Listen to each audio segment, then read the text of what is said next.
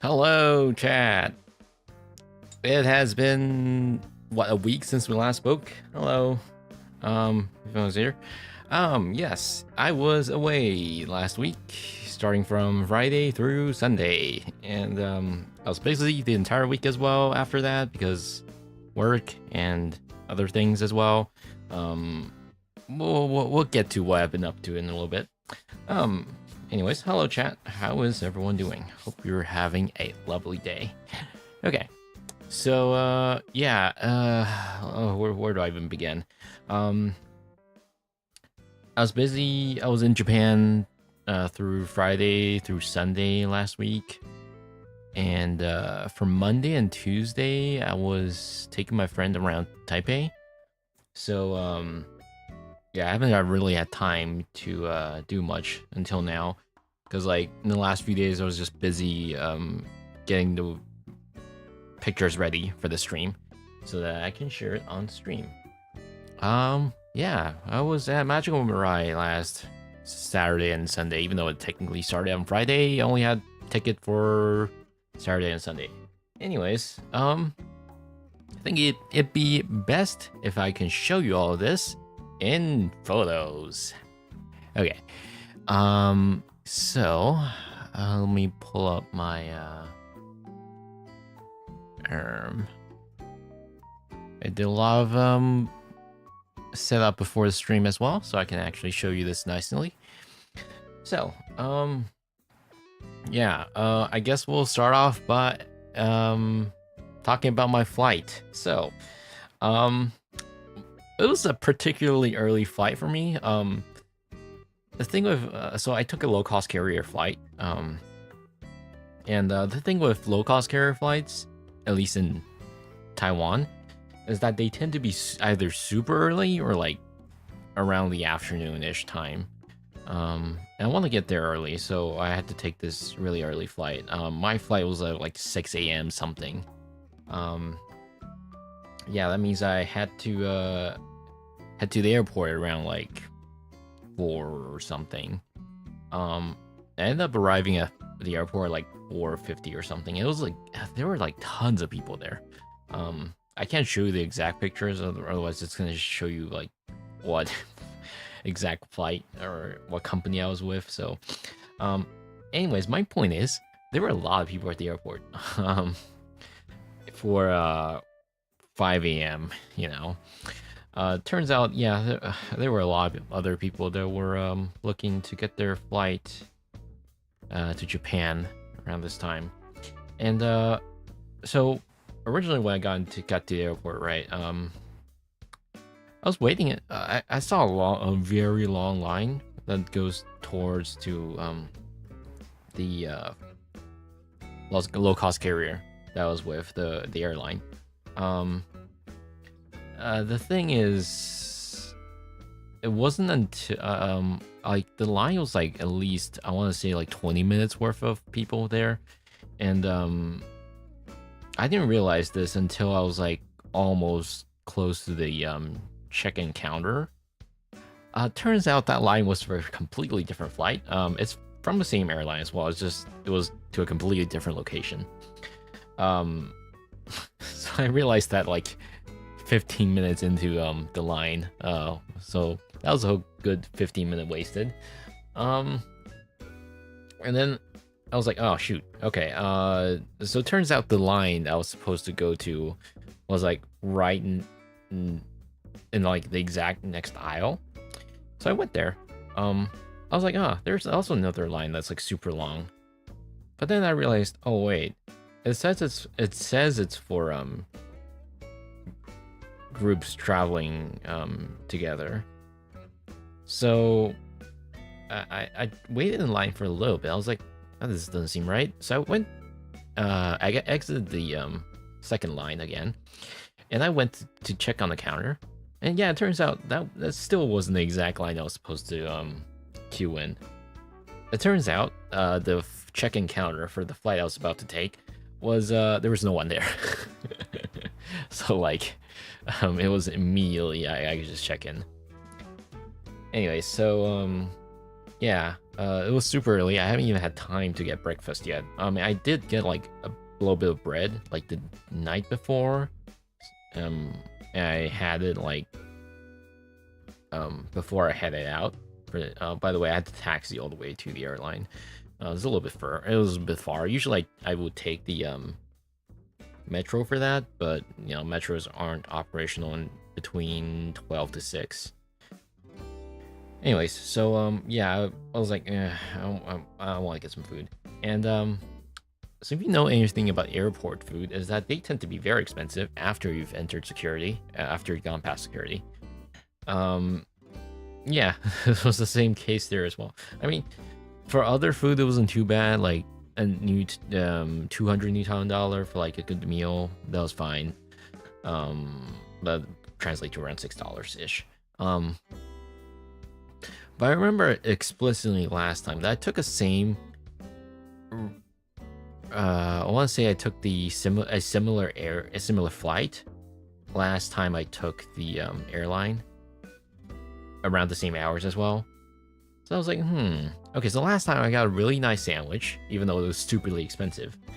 I wonder if they're still doing it, and if it was near the gate that I was about to board at. So I looked around, and turns out it wasn't quite the same restaurant I remembered, but it turns out they had the same sandwich as well, which is the sandwich set, the smoked chicken and cheese sandwich set. It was really freaking expensive. Just like how I remember it, last time I paid 200 Newton dollars as well, which again one translates to about $6. And yeah, I still ended up paying for it because first of all I like the sandwich. Second of all, yeah, I wanted something simple. Didn't really feel like waiting around, and I think the gate boarding was about to start in like 15 minutes or something by the time I was getting food. So I was like, yeah, I'm just gonna grab this, whatever. Yeah, if you aren't aware, usually sandwiches typically of this caliber would be around like $3 ish, so it's like basically twice that. Not my proudest purchases, but you know what, whatever. It did at least come with, you know, a tea at the bare minimum. How do I show? Is it tab? Oh, it's F, right? This way I can actually show you. This way I can actually preview what's coming up as well. Not the exact same airline that I took, but I figure I'd take a nice picture of the airplanes. This was like 6 a.m. or something. Yeah. By the time I landed, it was like 11 a.m. Japan time. Now, even the day before, I was like, I wasn't entirely sure what I was gonna do because it's gonna be on a Friday. The concert for me doesn't start until Saturday, so I was contemplating what to do exactly on Friday, and my friend sent me over this Ado pop-up shop, right? Which I did try to book the day before, but the moment I refreshed the page, the booking opportunities went away, and I couldn't really book for it. But my friend's friend allegedly said, you know, the pop-up shop is available to anyone who waits in line. It turns out that is not true, unfortunately. Anyways, the point is, the pop-up shop is in Harajuku, and where the concert takes place is in Chiba. What's the place called again?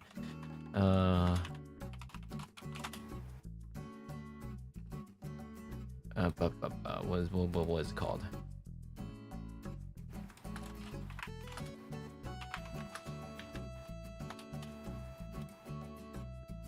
Right, so it's in Makuhari, and I can't exactly. Oh, can I? Let me pull up the map. That should be fine.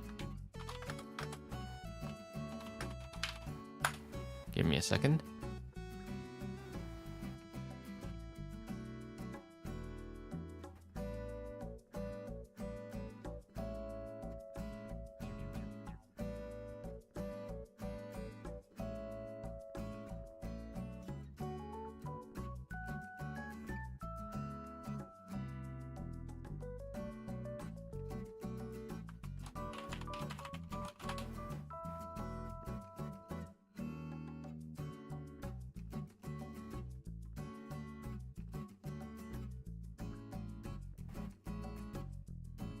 Okay, so this is basically how the day went.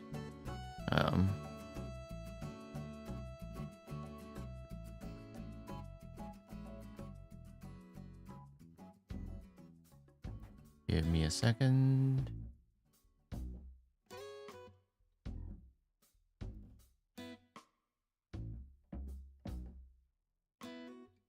Right. Okay. So yeah, I landed in Narita Airport, which is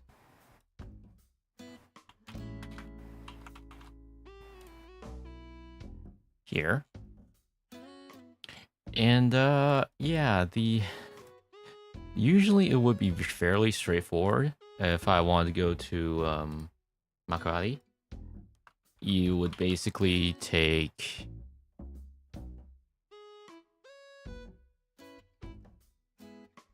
a Lumason bus over there. Either that, or you can take a Skyliner or Narita Express. Anything is fine. Yeah, usually it's like an hour away. It's like not that far. But because the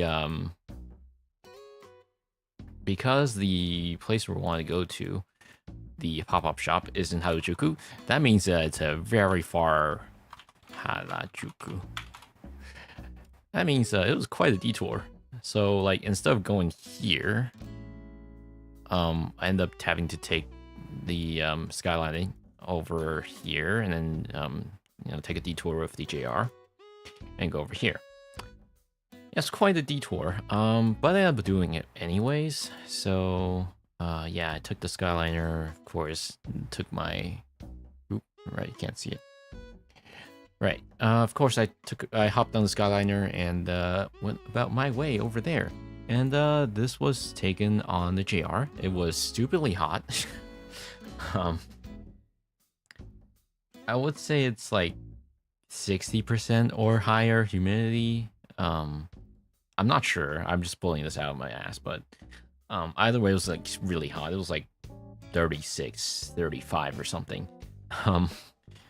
Yeah, that, and I had to push my luggage around as well because I couldn't find an empty coin locker. Like, I looked everywhere. Where most of the stops I stopped by, the Harajuku, Ikebukuro, whatever. I checked all of those. None of them had empty coin lockers. So I had to push my like 20 kilo luggage around. Not great. Especially not in this weather. Thankfully, beforehand I already applied a deodorant, perfume, and wet wipes and whatnot. And like it was tolerable. Like I could deal with it. It wasn't like super uncomfortable and like stinky or anything like that, thankfully. It went okay. Anyways, yeah, I got a Harajuku. I didn't look around too much this time because I was really only there for the pop-up shop, as well as a visit to Lush, because I wanted to grab some soap and whatnot. Anyways, so yeah, at the pop-up shop. It just turns out that they were doing the pop-up shop between like the 28th to September something in Harajuku. They're doing other locations as well. It's just Harajuku is the first place that is doing it. Yeah, I went there. Yep, appointment only. You gotta book your thing. And there are some time slots where reservations are not required, but not for that day specifically, because yeah, it was like it only starts from the 1st to 14th, where there are some time slots where you don't need a reservation to enter, but like for the first few days you need reservation. So I kind of just went there for nothing, unfortunately. Yeah, lots of people up there waiting in line. It's a shame because it looked nice. I would have loved some merch in there as well. It's unfortunate. Most of these pictures I've taken, I've gone through the length of obscuring people's faces, but there might be some photos I missed. Apologies in advance. It was not tolerable. It was tolerable for me.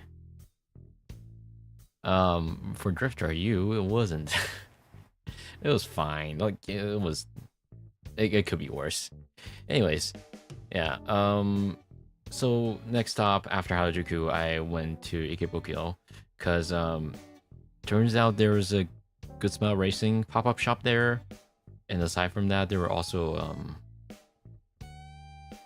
I figured I'll also stop by a restaurant that I saw on an omurice place that I saw on Threads. I figured I'd stop by there. I actually wanted to look at other stuff in Ikebukuro as well, which there's another location I want to talk about later, but there were some other places I wanted to go to, but I really didn't have time, because like I was hoping to get back to Makuhari around like 6 or 7. By the time I actually got back there, it was like 8 or something. Yeah, not a whole lot of extra time for me to fumble around. So there were some other places I want to go to, but I didn't end up going to. Anyways, yeah, Ikebukuro. I think if I'm going there next time, there are some places I want to go to. That I want to pick up some accessories for my plushies and whatnot. Anyways, yeah, Ikebukuro, I would say it's, if you've never been there, you could think of it as like Akihabara, but like for women, I would say. Like, not entirely, but it's definitely more female oriented, I would say. Yeah. Turns out there's an Ami there as well.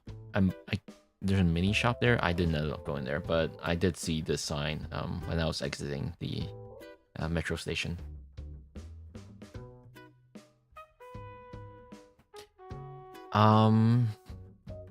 Yeah. I thought it was funny that I know this is a department store chain in Japan, but I just thought it was funny. It says Waka. Wow, they made Waka into a real thing. Okay, anyways, yeah, so the Good Smile Racing pop-up shop was like not far. It was like there's that really long street of just let me pull up the map actually. I think I should better show you here. So if we go to Gigo, yeah, this one. Yeah, it was this specific one that was doing the pop-up shop. It's like, yeah, it's like right outside the station. It's like not that far. So if we were to do street view here, yeah, this was the exit I came out of.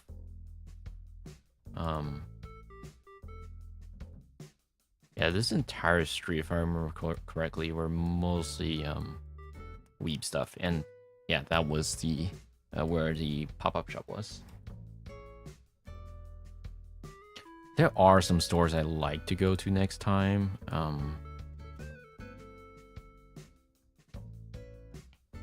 Anyways, that will be for next time. I would like to take a look around here and more in depth next time.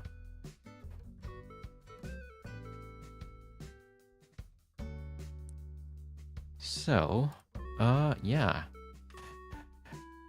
So the main reason why I wanted to go here, normally I'm not too interested in GSR stuff, but the main reason was because they had this Miku that I thought was really funny when I first heard about it a few months ago. So it was like 3 different things I'm interested in all merged together. So it was like, so first of all, Good Smile Racing, of course, it's from Good Smile Company, and it's often for GSR, it's typically advertised with Racing Miku as well, so you're gonna see Miku there.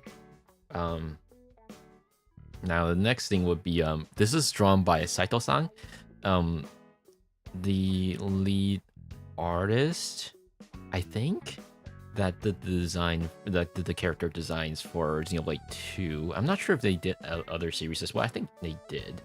But they were most famously known for their designs on Xenoblade 2.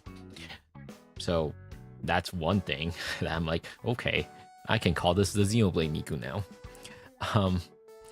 And then another thing was CrowdStrike specifically was sponsoring this race or design. I don't know, but like I was like, okay, what's CrowdStrike doing here? um, so it was like three completely different things I know of just merged together into one. I was like, okay, you know what? I'm gonna go there. I'm gonna go pick up some of that merch. And yeah, they were doing the pop-up shop, and I can show you inside as well in a little bit. They have this huge stand for this Miku design. I thought it was really cute. And yeah, you can see it's done by Saito-san. And yes, before you ask, I did ask for permission if I can film in here. They're like, yeah, sure, whatever. Yeah, I think, why is there an upside down Miku? I just realized that now. Anyways, I would say most of the shop was, I want to say like half of it has been emptied. A lot of stuff on the shelf, well, aside from these were the typical merch that Collabo does. I think that's her name. They do that with GSR and Miku stuff a lot. Anyway, so like the acrylic stands and whatnot, and I would say half of it is gone already. There really weren't much stock left. By the way, I was the only one at the pop-up shop at this time. It's like, I don't know. I think it's because it's weekday and like it's been a long few days since they opened. I think they opened around like the beginning of August. So yeah, I was the only one there.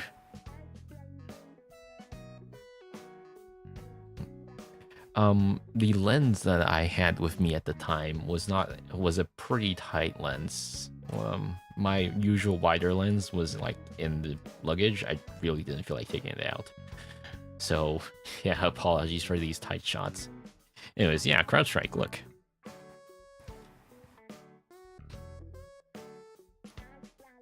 Yeah, I did end up picking, so what was interesting was that I noticed that some of these were actually like pen holders, acrylic stands. So like for this one you can put it horizontally like this, and for these one you can put the pen down vertically like this. So what ended up picking was, well, first of all, there really weren't a whole lot left. Like, this was the only one left for that specific design of acrylic stand. And okay, I don't know where the other one went, but like I bought the horizontal one as well. I'm gonna show you guys after. Well, I mean, I could show you guys now. Nah, I think it's best that I show off the merch afterwards. Anyway, so I bought this one and this one. And yeah, thankfully I grabbed the last copy as well. That was the only one left for that design. I thought about getting more, but I think most of them were using the same design, so I just kind of picked a few. That was about it. Yeah, this was the outside. So around the same time, around the same area as well of where I'm going to next, which is this Mirai's place in Ikebukuro. It's called Yellow, and I believe their main location is in Shibuya. But they also have a branch location over in Ikebukuro as well. Good morning, good morning. Anyways, around this area, there was also the Magical Mirai 2025 collab cafe. I didn't realize it was this close to this restaurant that I was about to go to anyways. I saw like literally before turning the corner into here. I didn't end up going there because first of all, I heard the food was pretty mid. So yeah, and turns out you need to reserve a place as well. I think it'd be really weird for me to go to a collab cafe on my own. Because I believe if you reserved one, it's gonna be like a room of your own or something. Anyways, I was just like, yeah, I'm good. The merch looked okay as well, so I didn't end up going. Anyways, so yeah, this Omari's place. I saw it on Threads like a few weeks ago. And I was like, dude, that looks so good. Um, so I was like, you know what? Sure, I've got time. Kinda. So this was around like two. I started lining up for it around like 2:50. Uh, as you can see, there were already a few people ahead of me. This was, remind you, this is on a weekday, so this was on Friday. And at 2:50 p.m. So it was already like off lunch hours, and not even there weren't even supposed to be a whole lot of people here. But even then, I still had to wait in line for this, and I waited for like 30 minutes, which I think is tolerable. But imagine if this were on a weekend, I think it would have been way worse, especially during lunchtime. Anyway, so while I was waiting in line, the clerk came out. Well, first of all, more so to guide people in, and but they said one thing. I was like, huh, really? So they came out to the line and told the various people waiting in line. They were like, we only take cards here. We don't take cash. They were just like letting us know ahead of time, and yeah, I was very surprised because like usually it's like the other way around where they only take cash. This is like one of the first rare instances where I've seen a Japanese restaurant that takes card only, and yeah, I'm gonna skip ahead a little bit. I mentioned that when I checked out at the cashier, yeah, they don't have a cash register, or at least not with, I mean, not in the typical sense. They only had kiosk, or I wouldn't say kiosk, more like they were only taking cards, and that was pretty much the credit card machine was the only thing that was there. There was no cash register inside. So yeah, if you're going there, be sure to bring your card. Make sure it works. Yeah, while we're waiting, they had this huge menu up front. You can take a look at first. So this was their number one, their double cheese hamburger. But there were some other few ones that was kind of interested in as well. But I'm thinking I'm gonna save that for next time, because you know it's actually quite a lot of food.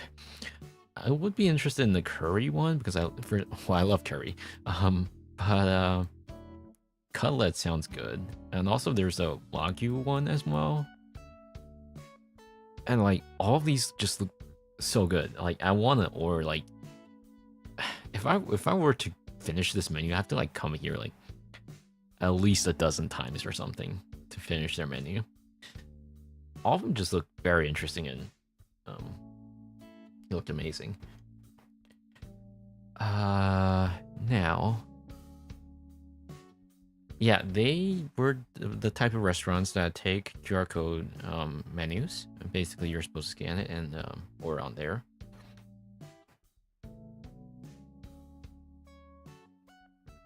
And yeah, there's I thought was very cute was, well, first of all, they have a QR code for connecting to the Wi-Fi just in case you don't have internet connection when you're using the menu. But yeah, they had this below section on the table where you can just fill in like whichever animal styled drinks was your favorite or something, or leave a message or comments or etc etc. And yeah, this was what it was like for me. It's actually very, there really isn't a whole lot of space in here. Like I could probably see from in the background, where it's just like there's one table, there's like several tables over here by the window, two person ones, and a few other tables here as well. So like I would say this place probably holds about 24 people and like a dozen customers, a dozen groups or something like that. Really tiny. That's why that was the main reason why there was a line there, because there really isn't a whole lot of space inside. So, now let me skip ahead a little bit and show you what the thing is like when it's served.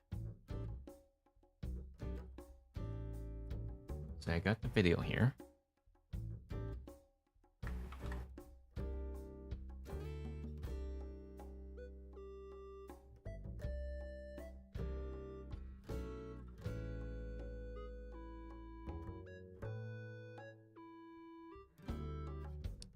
Yeah, so it's a table side service.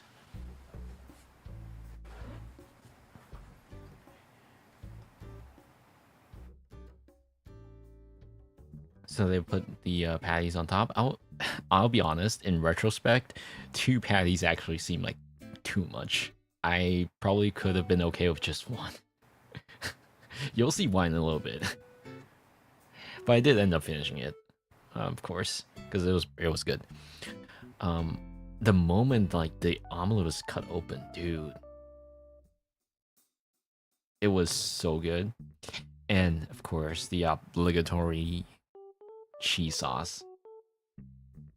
Jeez. Is that a new model? Yeah, it is. If you haven't been here for a little while, we debuted a new model last month. Hello, hello. Yeah, it was super good. I want to go there again. Here, let me show you. So this is what it looks like after all that. And dude, that cheese sauce. Oof. Congrats, it's lovely. Thank you. Yeah. So what was actually a little bit surprising was what well, this is the first patty that I ate.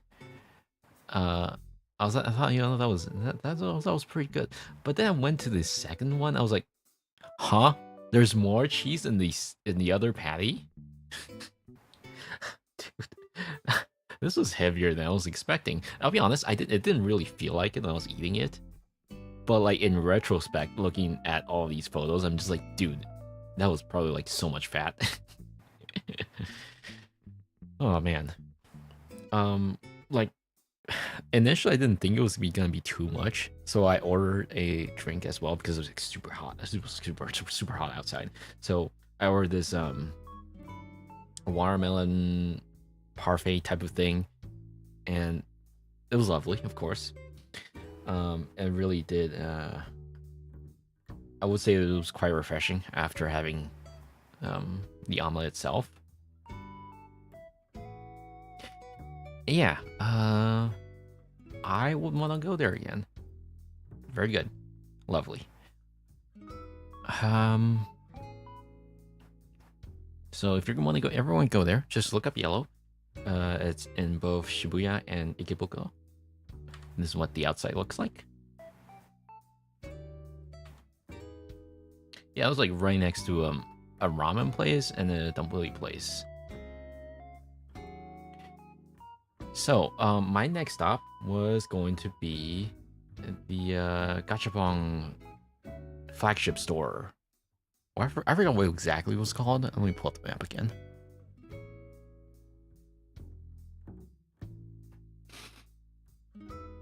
I think it was like Gachapon Forest or something. It's in Sunshine City.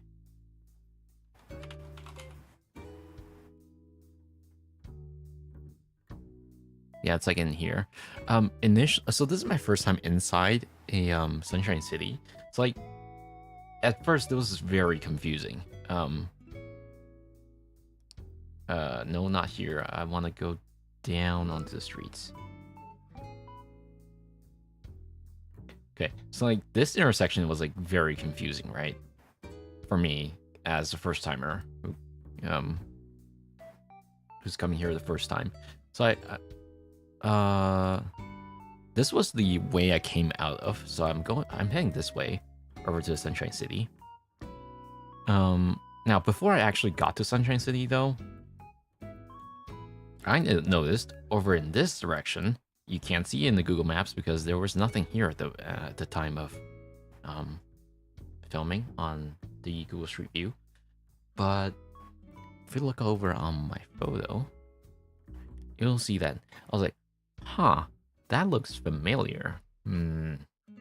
So I walked over. I was like, ah, they were doing a Chikawa collab park thing. Yeah, turns out they were doing there was this thing called Chikawa Park. Basically a collab between the Chikawa IP and something else. I don't know. I thought it looked really cute. But then as I got closer, I was like, huh, this is the exit. And what does this sign say on the bottom left? You need a ticket in advance. Yeah, it turns out it was one of those events where you need a ticket, and I think this was yeah, you need an advanced lottery as well, which, you know, like most events in Japan do. And they do not sell, or at least today's tickets were sold out. Apparently they were selling them or something at some point. I don't know. Anyways, I couldn't get inside. It's fine. Like, I wasn't huge into Chica as an IP itself anyways, but you know, I had a few friends that were a fan of those, so I took a few pictures at the very least. Yeah. The Family Mart next to it, you can't really see it. It's like over here. You can see it on the street view though. You can see that there were a few gachapons here. And yeah, they just so happen to have a few Chikara related gachapons here as well. My friend specifically wanted this one, which I'm gonna get to in a little bit. Oh, it's gonna come back up again in a little bit. So anyways, let me get back to the story of trying to get to Sunshine City. So I was very confused when I first got here, because I thought like Sunshine City was like a department store or something. So I was like, okay, if that's the case, where's the entrance? I was like wandering here for a little bit. Like, I see the parking lot, but where's the entrance? It's like I had to like walk a little bit further in here, and I think that's supposed to be the entrance. I went and said, yeah, okay. It's smaller than I thought, but I was a little bit worried because if I look at the map, right, the Gashapon store is over here, and this was like the entrance. I was like, okay, if that's the entrance, does that even go into the place where the Gachapon store is? I was just like very confused for like solid 5 minutes. So I went inside, went to the third floor anyways. I don't think you can pull up a street view here. But so it turns out the Gachapon thing was actually like connected to the stores. Like this was, I think this was like a separate building or something. So like I had to go to the third floor and then go in here, I think. Like I didn't see any elevator that would go up and down in that building, so I don't know. So what I ended up doing was just take the elevator up here and then walk up here and then go in here. And yeah, it's a thing that is run by Bandai Namco. And it turns out there were more than just Gachapon there. If I pull up the video for it.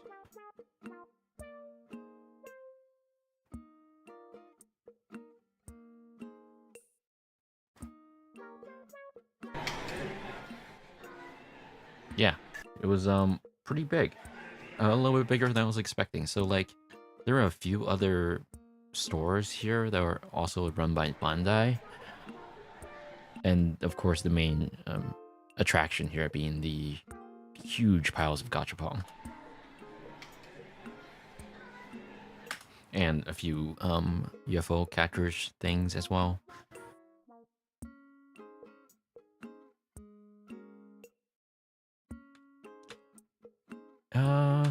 And I thought this was pretty cute. They had this little area where you can take a few pictures of your either plushies or things you want at the gachapon. So naturally, I was already carrying around my Momoka plush anyways, so yeah. took a few pictures. There was this very interesting collab between Gundam and Miku. I already knew this was a thing, or at least the collab was a thing. I didn't realize they had a whole Gundam thing as gacha. Anyways, I didn't end up getting it though. I also saw this. This was lovely. It's like PS1, PS2 cases with like actual CDs inside, or at least, you know, plastic miniature CDs. This was for 300 yen. This looks like really cheap. The problem is I wasn't exactly most of the titles I don't exactly resonate with, so I didn't end up getting any of them. But if I do run into one next time, I might. But yeah, I didn't end up getting it. There was one for what's this game called? Katamari? Yeah. There's one for that as well. I didn't end up getting this either because I wasn't like huge into the IP. Oh, this one I did get.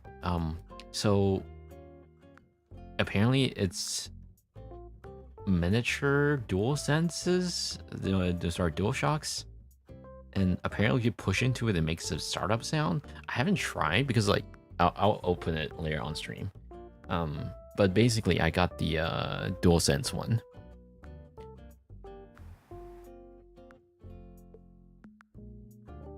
I haven't opened it, so we'll see how it is in a little bit. Yeah, I got this DualSense one. And yeah, there's a huge several aisles of gachapon. Of course, the obligatory server rack gacha. This is still very popular apparently. Okay, so now we're back to the Chikawa things. My friend was like, okay, do as many as you can until you get either this or the Usagi one. I was like, okay, until I get them? Really? You want me to do that many? So I ended up doing 4. I showed them to my friend. Okay, so we got 2 duplicates and 2 other unique ones. I was like, did you want to do more? I got 4, but none of them were what you wanted. They're like, screw it, we'll do 4 more. If you still don't get what I'm looking for in 4, then whatever. So I did 4 more. I got 3 duplicates after that. So in total, I got 5 duplicates of the same thing. This I don't know its name in English, but I got 5 of these guys. Talk about bad luck. Jesus. Yeah. So I stopped doing that afterwards. Yeah, there were some other ones as well, like the Sonic one. And this other DualSense DualSense specific ones. I didn't end up doing this one though. This was kind of tempting, but I didn't end up doing it because I already had another DualSense one in my gachapon collection. Well, collection, quote unquote. It's really not. I'm not really actively looking out for them. Anyways, they also had this exhibition area for Kello. Apparently this IP is relevant again? Question mark. There were a lot of they were doing a lot of merch for this IP. I don't know if they're doing anything new recently or what, but okay. Anyways, the various posters and whatnot.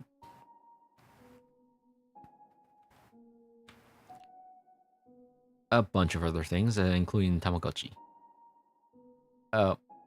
This was out of nowhere. I was like, wait, is that Nikkei? Huh? What's Nikkei doing here? I'll be honest, I still don't know why and what it's doing here. I didn't end up getting any of these, of course, because like usually when it comes to merch for Nikkei, I'm just kind of like whatever. But also there's Miku for some reason. they just had like all sorts of things I wasn't expecting. um, yeah, there were a few cute ones here. I think that's supposed to be like a Gundam collab. Now that I look at it closer.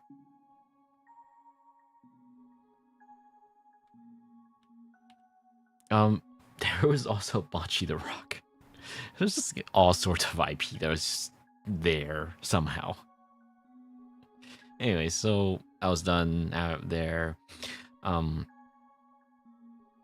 it was already like, what time was it? It was already like 5:40 in the evening. I was like, okay, you know what? I think it's about time that I headed back. My feet were dying. Can you please get me out of here? Was basically what was on my mind, and it was still quite a while away. If you want to get back to where I'm supposed to go, which, if you don't remember, let me remind you, we are over here in Ikebukuro.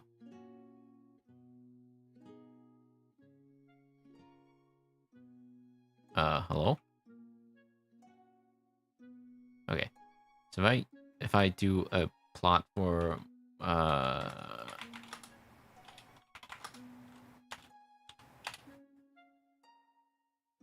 yeah, it's not exactly close. It's like you gotta take the brown line and you gotta take the red line. It was like an hour away from where I was supposed to be going. um Not exactly fun when you had to push around a 20-kilogram luggage. I was supposed to go to the Donkey Holiday in Ikebukuro as well to pick up something from a friend. I didn't end up doing it because I was like too tired and like I had to make a schedule. So I was like, yeah, okay, maybe it's time to head back. And yeah, also on the way between transfers, I was like, huh, I guess they're making number 8 exit into its own movie now, because like this, I didn't realize this until like a few days ago when I checked on threads. It turns out they're doing a similar advertisement in Ximending as well, in Taipei. I was like, okay, I didn't realize this game is popular enough to warrant an indie film, or at least I assume it's an indie film. I don't know. um Anyways, I just thought it was interesting. um Also, in between transfers, right? I noticed that, well, if we bring up the map earlier, right? I was supposed to transfer here from the brown to the red. And as I was about to board, there were a lot of people waiting in line for the train, of course. And then I realized, wait a second, there were different lines for different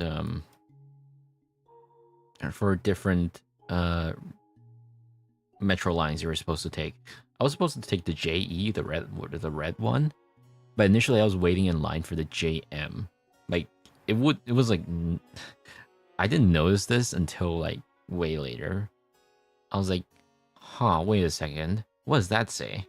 And I looked at the floor, like, oh, I was waiting in line for this specific line here was like orange. This specific line was like red. I was like, oh, oops, I was supposed to wait in the red one. Yeah, this is a little bit of a trap if you ever are taking JR around that area. Be careful of which one you take. It doesn't help that orange and red look very similar at first glance. Oh yeah, there is. Yeah, you can see that. There's one red, there's one orange.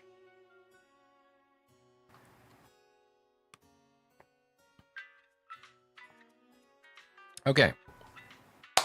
After like 50 minutes of blabbering, we are finally about to talk about Magical Mirai. So, finally landed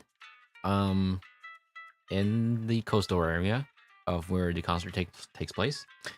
Right after I exited the station, I was like, oh, they're doing, apparently now, New Days was doing a collab with Miku as well. Like they were selling a few new Miku merch at New Day. For those uninitiated, New Day is a convenience store chain in Japan.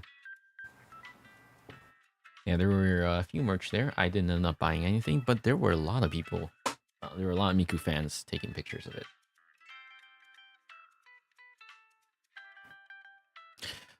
For this event, I specifically brought out the Miku bag that I had with me, along with the little Miku plush, which ended up being a little bit of a burden. I stopped carrying her around after like the first visit to the venue because like she was just a little bit too big for me to be carrying around, and this bag was a little too small as well.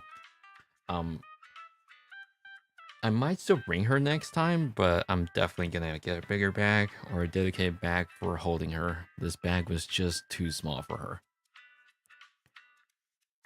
Of course, Taco Bell. There's one right near the venue. Oh, just a reminder. The actual concert doesn't take place until like tomorrow, or at least the day after. When I took the pictures. So at this point, I was just like looking around still. So I was at Magical Mirai 2024 last year as well at the same location. Last time I did see this guy carrying around this little suitcase hologram thing, where he had like Miku and Luca and other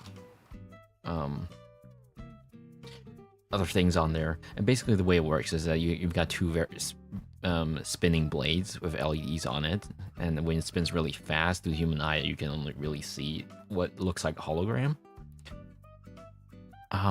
Yeah, I didn't know this at the time because last year I only saw him carrying around this case. I didn't realize apparently he does street performances as well. He does saxophone, I think. If you want to check out his channel, there it is, or Twitter. I don't know if this is high resolution enough for you guys to see, but there, yeah, Nico YouTube, Twitter, Instagram. Vig SHXP _ Hori, I think. Yeah, they were performing various Vocaloid stuff. I think I have a video here that I can show. Right? I didn't copy it in here. Hang on.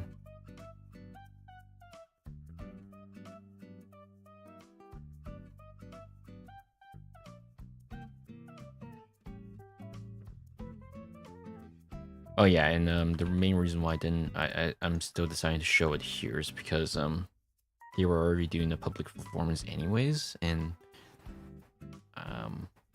looked like they were fine with taking pictures.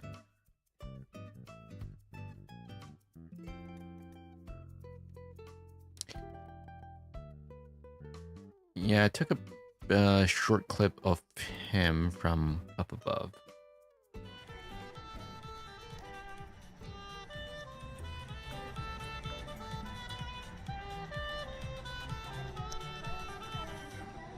Yeah, look, there's Luca. You can barely see her, but she's there.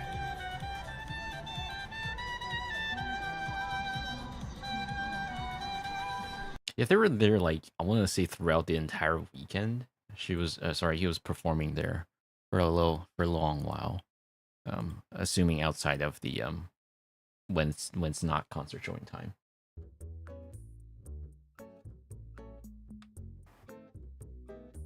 Oh, they I didn't show.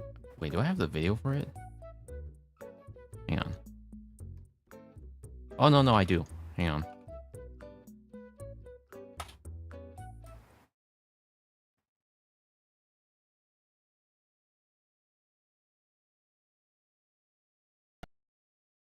Nope. Yeah, you can see there were a few people that were just like had their pen lights out and just cheering for this guy. That was nice.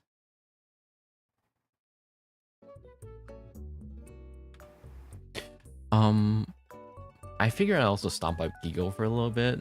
There's a Gigo nearby at the station. Turns out they were doing a they were selling Miku merch there as well. But by the time I got there, it was already past 9-ish. I think I got there exactly at 9. They were already closing up shop. But yeah, there were some merch there. I wasn't too interested in most of them, so I was just like, yeah, okay, looks fine. I didn't end up getting anything though, and they were already closing shop. What was interesting, however, was this time at Gigo, I finally saw I finally saw a claw machine with Tettle stuff inside. I've been hunting for these for like months, cause like last time I was in Japan was in May. They were allegedly doing one like a month before I arrived there. Like I was just hunting through all of the I was hunting through all of the claw machines that I came across back in May. I didn't find anything, and this time around, I finally ran into one with Teto stuff inside. So yeah, by the time I was there, I noticed, hey, wait a second, where's the price? There aren't anything on there. So it turns out what you could do is you could either go call the staff, or you can scan this QR code here to call the staff. And if you go on to that QR code, it'll tell you like it'll pop up with different options, and then you can select, oh, the prize is out, and then someone will come by and put the prize back in again. So like what they do is they just take it off the shelf and then put it on here. And yeah, they did restock it, and this is what it looked like. There are like 2 sections. I think there was one divider here. So what was perhaps miracle was I actually got one first try with just 100 yen. That had never happened before. I had never been able to get anything out of a UFO catcher or crane machine in Japan, ever. Like, that just does not happen. I somehow was able to get one first try. And then after that, I spent another like 1,800 yen on both this machine and another one with Girls Band Cry. Yeah, I didn't end up getting anything out of both of them. Oh yeah, this one. This was also another miracle. I had not seen anything with GBC merch before. Yeah, I did spend a little money on both machines and didn't end up getting anything. Honestly, I'll be honest. I think getting one here was fine enough. Also, I didn't realize this until after I gave this a second try. Was this sign actually says it's one per customer. You're like, if after you've gotten one, please let the others have it. After I realized that, I was like, okay, you know what?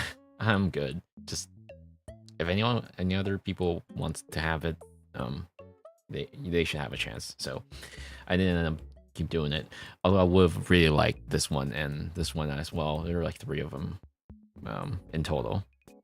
I would have really liked this one at the very least. But it's fine. This was good enough.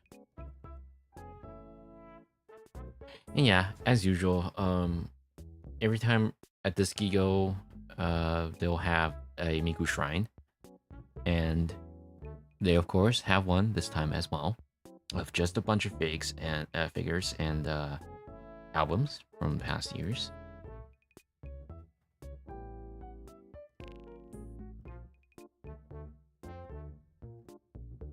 It's always neat to see what they have up in the shrine every year.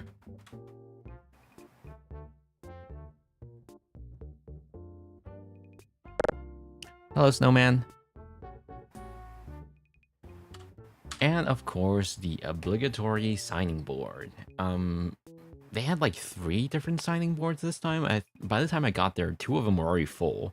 I don't think I took a picture of them, but for the full ones, they actually wrap it in plastic wrap so that you can't really sign it anymore, which is good.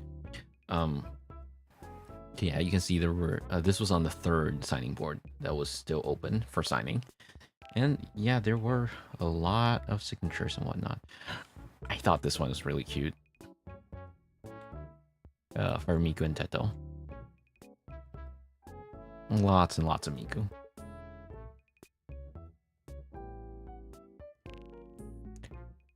And yeah, that was about it for day 0 at the Gigo. Before I headed back, I went to a 7-Eleven nearby. Turns out they were also selling these smoothie things. Like I would really love if our 7-Eleven started doing this. So if you've never been to Japan, basically you can buy smoothies in frozen chunks. Like it's gonna be like basically cut up fruits inside the cup. And what you do is you put the cup inside the machine. It's gonna make a smooth smoothie for you. It was like pretty cheap as well. I would have really loved something like that in Taiwan, but unfortunately we don't have something like that. Oh well. Okay, so this is day 1. Now, before I actually get to day 1, I need a restroom break. I'll be right back.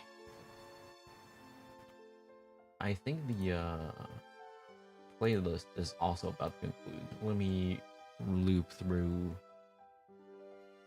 restart the playlist actually.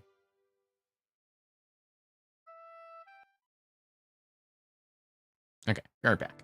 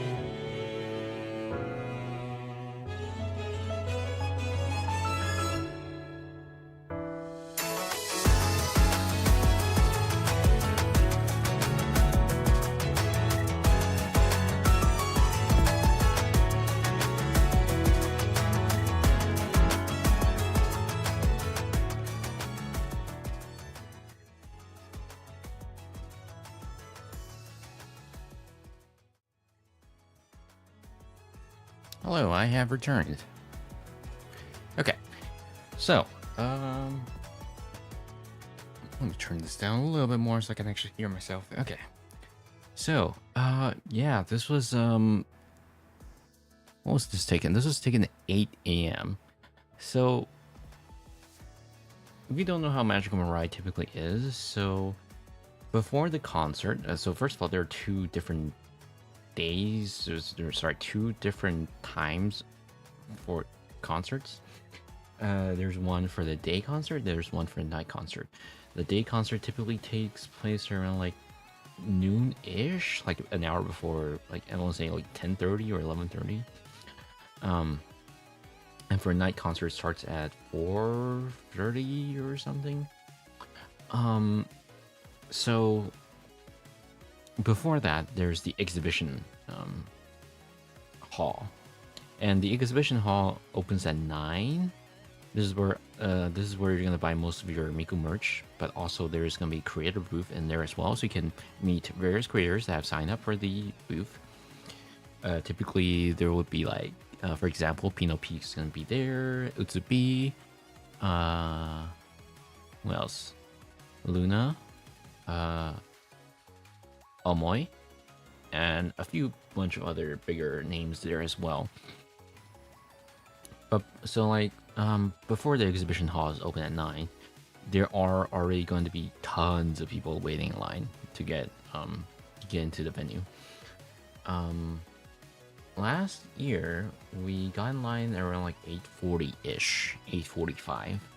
This year we got in line a little bit earlier. We got to the venue around like 8, and we got to pick up our ticket around like 8:10-ish.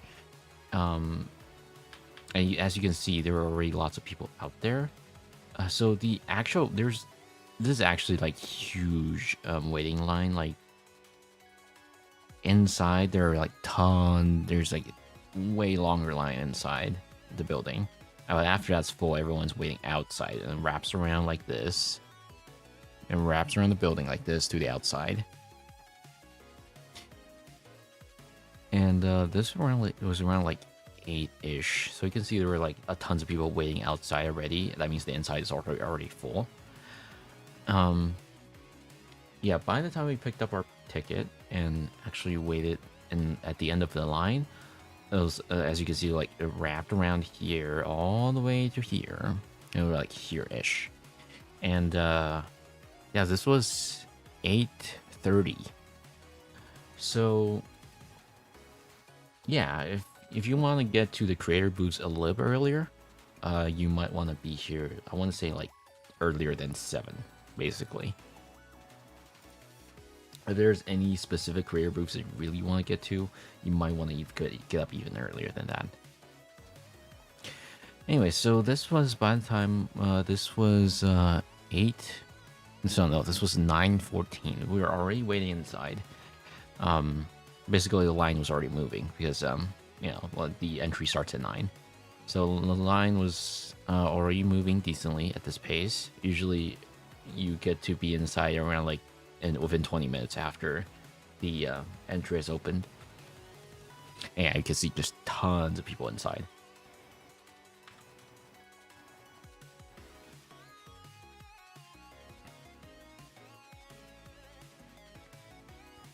And of course, lots of flowers as well, lots of bouquets. And yeah, lots of people were trying to take a picture of the sign as well.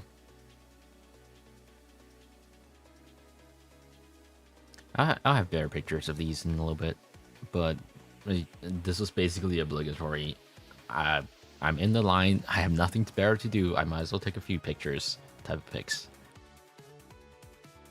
And yeah, as you can see, we were on the Tokyo venue. There were there was Sendai and Osaka, and yeah, as you can see for Sendai and Tokyo, the first stage actually starts at Friday, whilst the Osaka opens at Saturday and ends on Monday. So this is what the inside of the venue looks like. Yes, photo is allowed here, I believe. The only place where photo isn't allowed is the career booth, which I won't be able to show, of course. But yeah, there were lots and lots of booths this year around. But I think I was more interested in the ones last year, actually. This year I didn't really have a whole lot in mind for what to buy. Yeah, it's very busy inside. By the way, not pictured here, this year I saw a lot of familiar faces on the advertisement area on the projector. Specifically, Desktop May was doing heavy ads. Was it this one? No, it wasn't. Like there were just tons of ads up there. And yeah, Desktop Mate was like really trying to advertise their Miku and Snow Miku desktop thing on Steam. And they had a for their ad presence. I thought their booth was gonna be a decent size, but no, it was like one table. That was about it. I didn't take a picture of the actual booth they had, but it was like tiny. So the main thing that I was interested in was I'm not huge on Mesmerizer, but I saw these. I was like, dude, Teto merch, channel merch, I'm in. I'll grab a few. So what I ended up getting was 3, 4, 6, and both of these plushies. And so I actually have a story for this booth. This was Kriko's booth. By the time I got there, it was like around like 9:40-ish. I was trying to wait in line, but it turns out they actually capped the line. Like no one could enter the line until further instructions. So like a few people were just standing around the booth waiting for the line to open. And like the guy was like, "Hey, don't stand here." I was like, "Okay, let me back up a little bit and wait there, I guess." While I was waiting, I noticed a person next to me. I was like, "Huh." I didn't mean to I didn't mean to like look at what they're looking on their phone. It was just kind of glanced over by accident. But when I glanced over, I was like, are they on Discord? Is that English? And I switch over to the Vocaloid Discord channel. I was like, I'm waiting by the Kriko's booth. And then some other person texted, was like, oh, me too, I'm standing right at the booth. And they're like, where are you? I'm like, I was just like, I opened my mouth, was like, next to you, hello. Yeah, it turns out I actually ran into someone from the Vocaloid Discord. Anyways, so at least I had company while waiting for the booth to open. And it was around like 10-15 minutes later, the booth finally opened up. And the moment it opened up, tons of people that were just standing around were just like, they're like hawks basically. Like, all of them just went into line like immediately. I got separated with that other person that I ran into very shortly after that because everyone just kind of ran inside the line. I was like, oh, I wasn't able to really react in time. So anyways, initially I thought it was like, oh, you can only get one item, and you can only get like 2 types of item. I thought that was what the sign said, and I asked. It turns out no, you can buy as many items as you want as long as the quantity doesn't exceed 2. So yeah, I ended up getting so like technically if I wanted to, I can get like 2 of each plushies if I wanted, 2 Mikus, 2 Tetos plushies if I really wanted, but you know, one is enough for me, of course. I wasn't greedy. Now that being said, a lot of things were starting to sell out very quickly. This plush was out. This plush was out while I was waiting in line. This was out while I was waiting in line as well.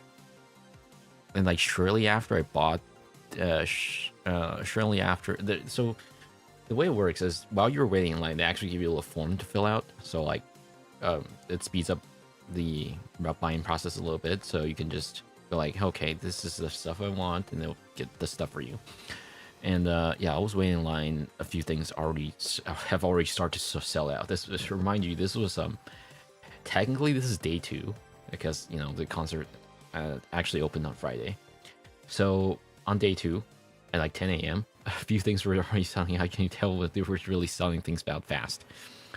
Anyways, so when I was waiting in line, filling out the form, I noticed, hey, wait a second.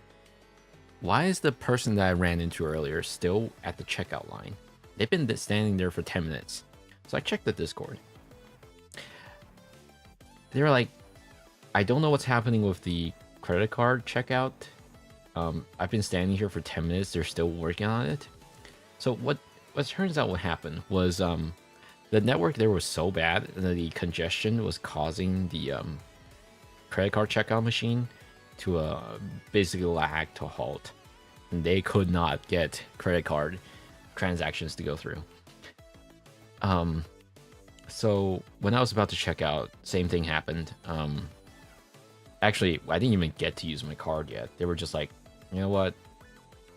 Come back here later. We'll give you a copy of the form you just signed. We'll keep the items that you had selected.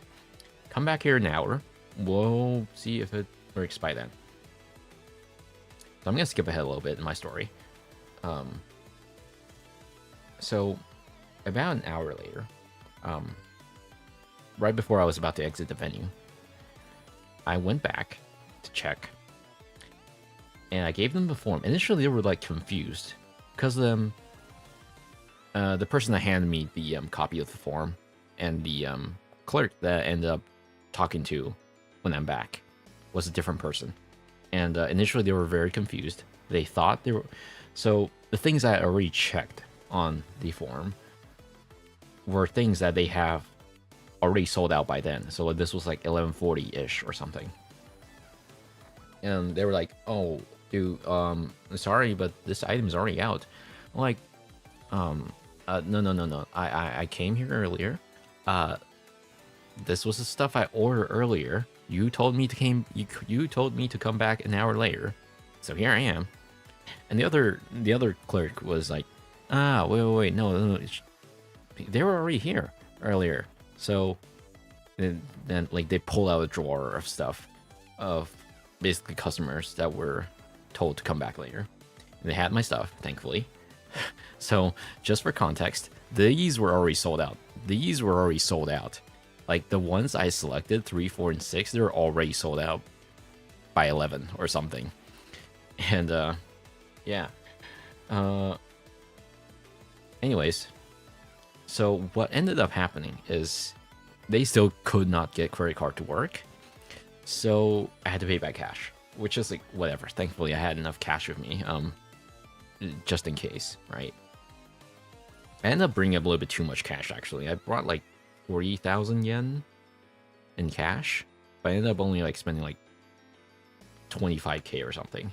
So I still have like 15k of cash left.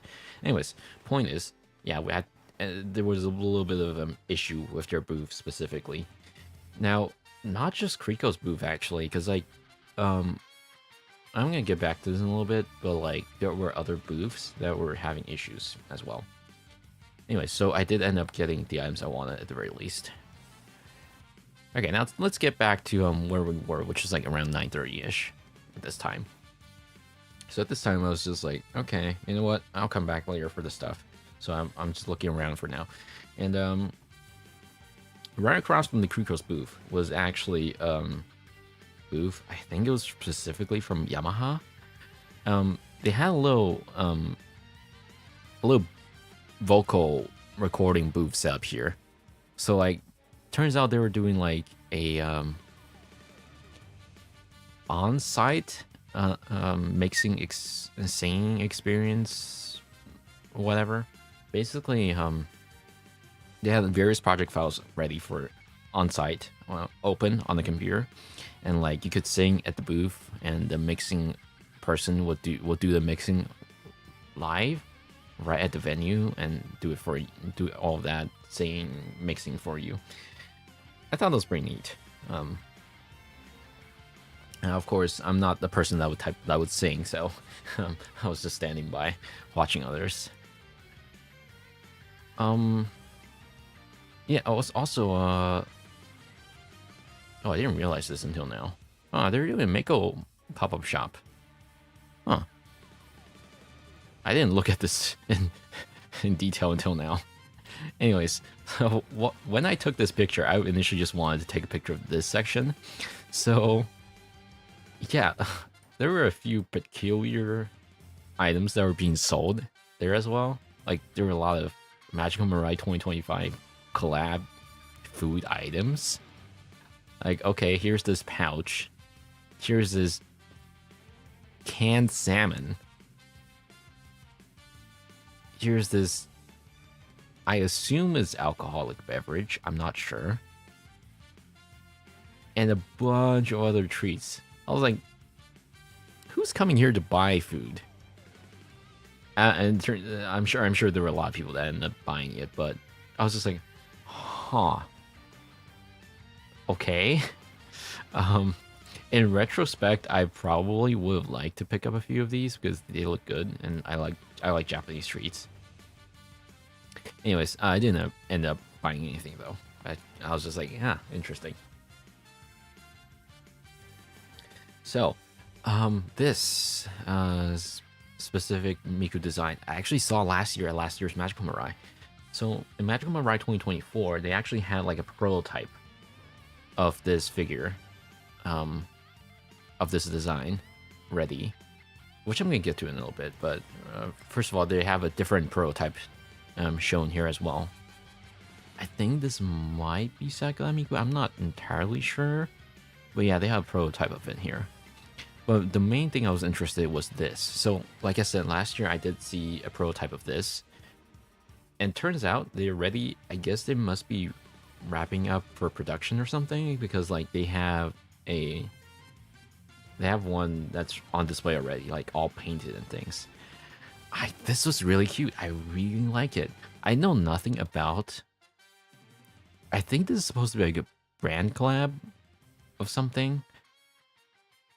I don't know. I looked at this, like, this is really cute. I really like the design. Like, look, you got the color dropper, the paintbrush, a crop tool, text tool, a little pen she's holding, a little eraser as well, a little bucket. This just is so cute. No, I don't think there was pricing information though. But I have to imagine this is gonna be not cheap. Yeah, it doesn't say. It just says it's 1/7. Like, this looks really detailed. I would really love to buy it. If and when it comes out. It's just so vibrant. Okay. Now right across from that booth was actually the Sonic Racing booth for Sega. So Sega had two booths. Sega had one for Project Sekai and the other one for Sonic Team Racing. And as you know, Sonic Team Racing features Miku. And so they were doing advertisement for both there. I think this might have been Friday only, because initially I saw that if you come to the booth with the proof that you pre-ordered the game, they'll give you a little extra something. I think it was like a badge or something like that. But by the time I got there, it was already all given out. Even if I did pre-order the game, which I didn't because it's $70. $70 is a little steep for me for a racing game, personally. Anyways, I didn't end up getting it, of course. And but yeah, this wall setup they had, the colors were amazing. Like, I really like how this one turned out. The colors popped very well. Okay, I'm gonna need a cough drop real quick. It's been a while since I last spoke this much on stream. Non-stop.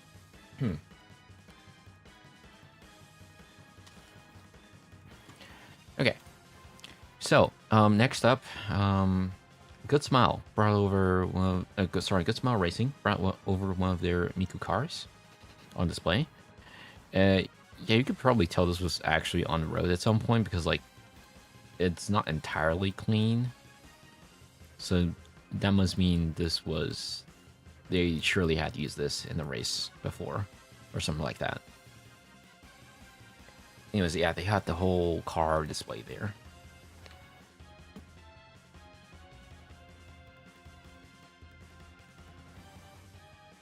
Is that LED?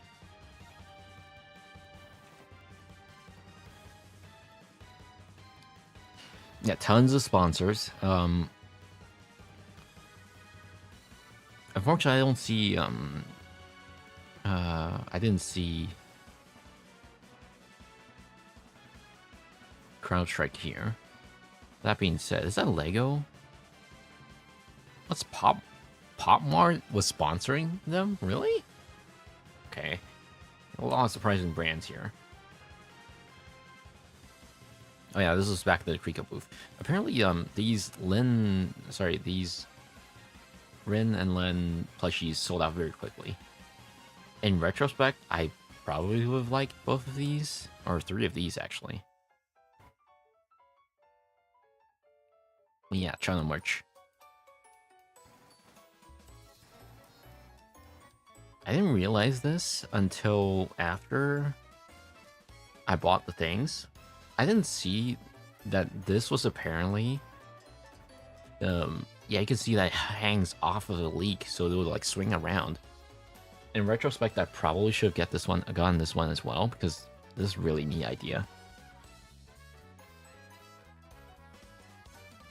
The other acrylic stamps are like, okay, they look fine, but I don't need them, you know. But yeah, I can see a lot of these other keychains that have like parts that move.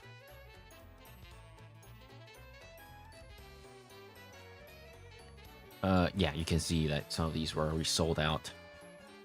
Like the 5 and 6 and 2. And of course the plushies were sold out for the Lin and Len ones as well.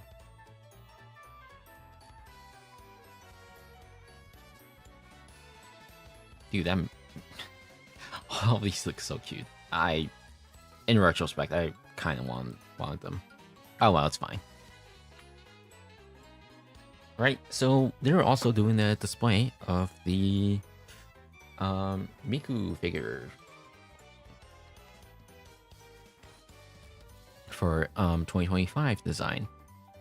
So initially I thought the 2025 design looked okay, but I think the more I look at it, I think the more I like it.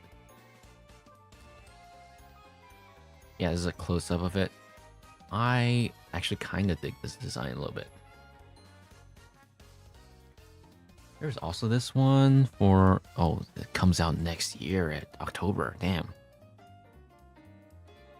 24K. This one's okay. I like the overall design, but... I think I prefer this one.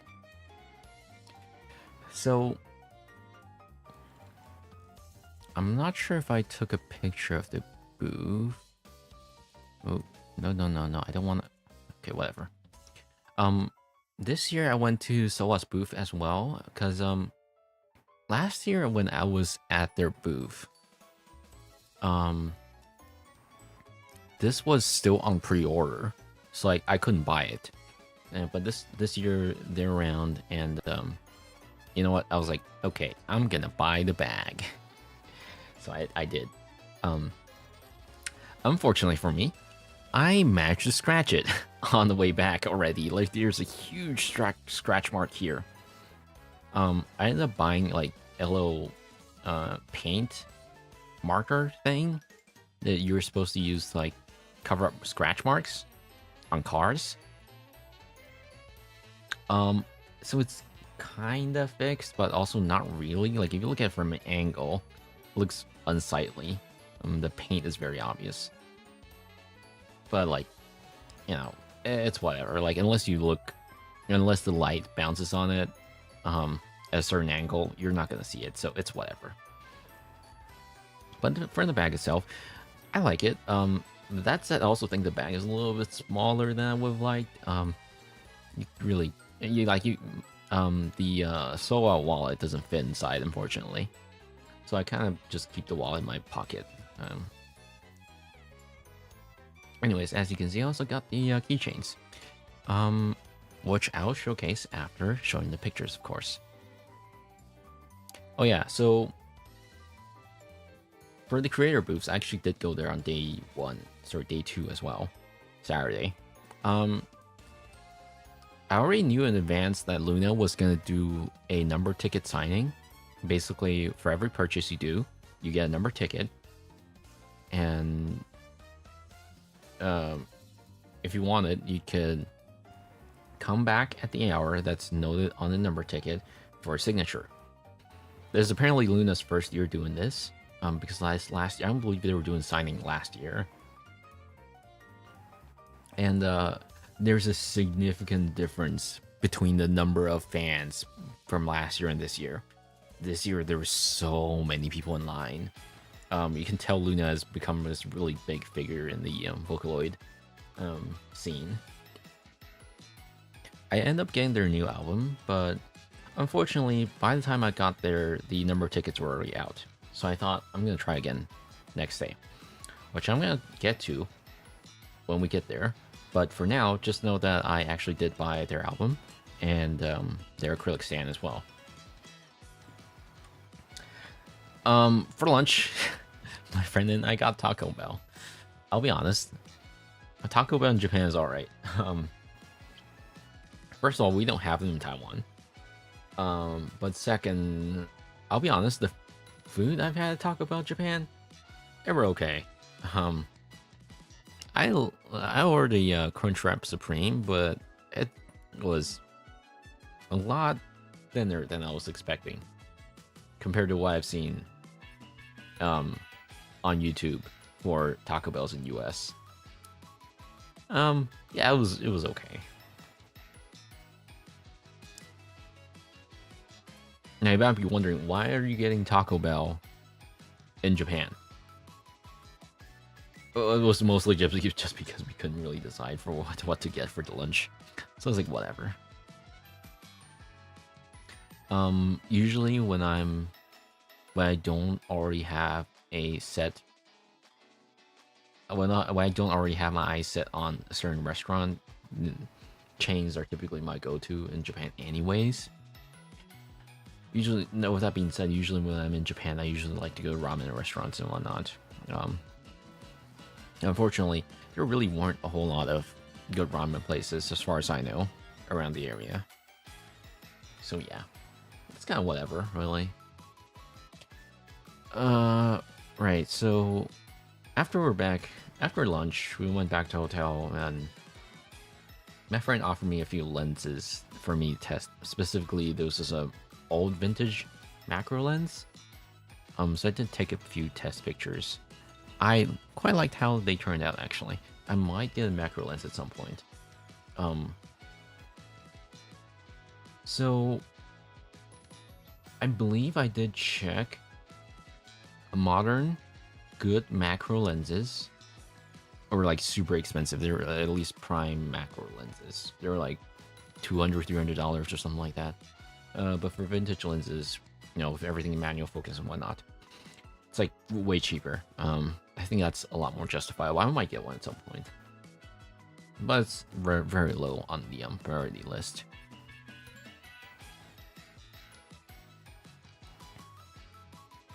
Yeah, a few more of those pictures. And yeah, here are the Teto and Miku plushies that I got, which again I'll show once we're done with the photos here. Right, so obviously no pictures allowed inside the venue. So obviously I couldn't show you the before and after. So, or rather, obviously I can show you the like any pictures from the concert itself. That being said, I just want to mention that this year's security was a little bit, well, quote unquote security. The ticket validation is it's a lot more strict this year. So a lot of times with these concerts, a lot of people will buy scalp tickets, right? So they'll turn to scalpers especially for overseas foreigners, mainly because they don't. There, I believe there's only practically there are very few options for foreigners if they want to get a ticket outside of the accommodation plan. So they'll end up going through the scalper route, and usually that's like whatever, like it's noted in the itinerary and the terms of service and beforehand that they'll occasionally pick a random person to check if their ticket checks out, if their name and ID and the name of the person who bought the ticket. I believe from last year and a few years before that, it was basically just like a suggestion that they were gonna do it. Don't believe they really did much of that, at least last year when I was here. This year specifically, however, so at the ticketing gate, there are like two sections this time. So the first section is where you walk past, and there are a few securities there that just pick a random person out of all the people walking by. And this time they actually picked like, I want to say like 25% of the people that walked by, and they specifically like, hey, can you pull out your ticket real quick and your ID or passport? And yeah, it turns out they were fairly strict this year. I've heard on the Vocaloid Discord there were at least 7 people that got blocked outside. And when you're blocked outside, they actually don't. A few people suggested, hey, well, just come back around with the ticket again. Maybe they'll let you in. If you're not paying attention. But no, it turns out they actually confiscate the ticket as well. If you fail the check, they just confiscate the ticket right away. So you don't even get a second chance of getting in. So yeah. I would say avoid scalpers, as you should anyways, because don't want them making profit off of I would say others' misfortune or inability to buy a ticket. Yeah, there's always going to be a risk when you do something like that, especially if the tickets you're buying doesn't have your name on it. That being said, of course, I got the accommodation ticket. That's not really a problem for me personally. I was able to get in just fine. For a Saturday concert, I'm not gonna go through like the actual concert experience itself, but I will say, so first of all, because I got the accommodation ticket, right, so that automatically means that I'm already at the SS seat, so relatively close to the actual stage. So specifically, we're in B6 or B8. I think it was B8. So that means we were on like the second section, second row, on the like right in front of the stage, but like a little bit to the right, basically. So I would say that's still decently close to the stage. Thankfully, anything further than that, I probably wouldn't have been able to see the concert very well. And I gotta say, I think I liked last year's set list a little bit better. This year's set list was okay. There were a few songs that I liked, but I think last year's was more catchy. I'm not gonna play the set list here, of course, because copyright. But you can check it out yourself, and you can actually see the concert yourself on YouTube right now, I think. Because they did a streaming event.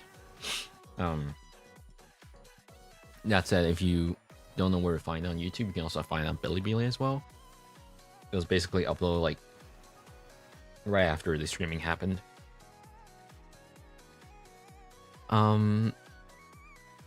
Yeah. I will have a lot more to say about the concert after the last day of the concert. But for now, just know that I think it was alright. For dinner, we went to Outback Steakhouse. Yeah, Outback. I didn't know there had an Outback around the station. My friend was the one who picked it. I was like, huh, I didn't know they did Outback here. Well, not Japan specifically, but like around the station. We don't have Outbacks in Japan and Taiwan, or rather, we did. Apparently, they exited out of the Taiwan market not too long ago, so I can't even have Outback anymore in Taiwan if I wanted to. Of course, going to Outback, you gotta have the blooming onion. Gotta say, this is my first time having blooming onion, or at least specifically Outbacks. It was amazing. I love the sauce. The sauce was like spicy and very good. That being said, if you're ever getting a blooming onion, you best have at least 3 or 4 people share it with you. Like, we had 2 of us sharing it, and it was still too much for both of us. This is very heavy, because like it's very, very rich, I would say. Like, by the time I was already like halfway done with the blooming onion, I was like, okay, the steak part is a little bit too much for me, because the onion was already a lot. It's fine though. I didn't end up having all of them, so it's fine. I'll be honest, I probably could have cut it at just the salad. But again, you know, we're at a steakhouse. Obviously had to have a steak. I thought it was funny that this was at the hotel. They have a room specifically for Yuri. Interesting. Nah, I'm just kidding. I know what that. I know. It's just the name, but still. Anyways, yeah, this was the day. This was like the midnight after the first concert. Which, by the way, I did end up snatching one of the streamers that was shot out of the cannon at the end of the event. Thankfully, no nails. What happened to the tracking? Hello?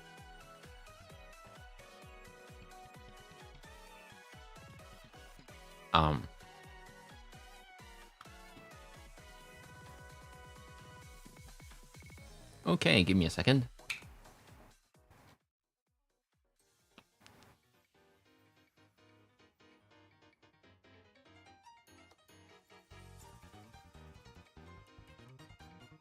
Okay, there we go. Don't know what happened there.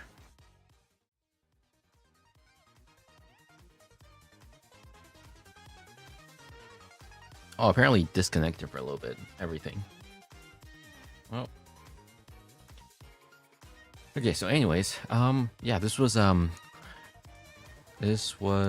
day after the midnight after the concert. And yeah, I was already on my laptop doing a few things there as well. Now, the day after, so after the first day of defeat of not getting Luna's signature, I decided I'm gonna get up early. So I got up early to wait in line. This was 7:28. So as you can see, I was like right outside the entrance. So like, I was decently early today, but there's still a lot of people already. Because like, just a reminder, this entire building is also already full of people. So yeah. A lot of people were just waiting there and like, you know, there was still like an hour and a half to go. Just waiting around doing nothing.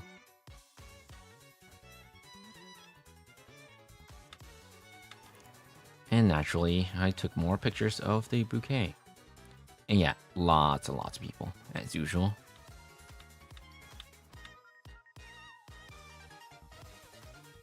Right, so I thought it was kind of neat that while we were waiting around, while I was waiting around, in line. There were a few people with their Miku plushies up. I probably should have censored the faces. I didn't. I forgot about this one. Oops. Sorry. Anyways. So I went to the creator booth early. Now, of course, no pictures inside. So I only took the picture of the outside. And yeah. By the time I got in line, it was like 9:30. Sorry, when was it? When did I get into line of the creator booth? Because like, even though creator booth, alright, oh yeah, I forgot to mention, creator booth opens at 10, so you can't even get in line for that until then. Or sorry, you can't even get to the creator booth until then. So like, let me check. I went into the creator booth line around like 9:30 ish. So it was actually I had to get in line for the outside first, get through a line on the outside first, and then I had to run to the creator booth. So at this time, I was already like slightly late. There were like 4 lines ahead of me already at the creator's booth. Now, keep in mind, not all of them were waiting for the same creator, but by the time I actually got into the creator's booth section, there was already a long line at the at Luna's booth. In fact, more people than the day before. So I waited in line. It was already like almost 11 or something by the time I actually got to the head of the line at around when I was about to check out at Luna's booth. Anyways, around 10 people before me, I saw that the number ticket were dwindling down and was about to hit number 100. I was like, surely, please, have more than 100 number ticket. No. All of the number tickets were out.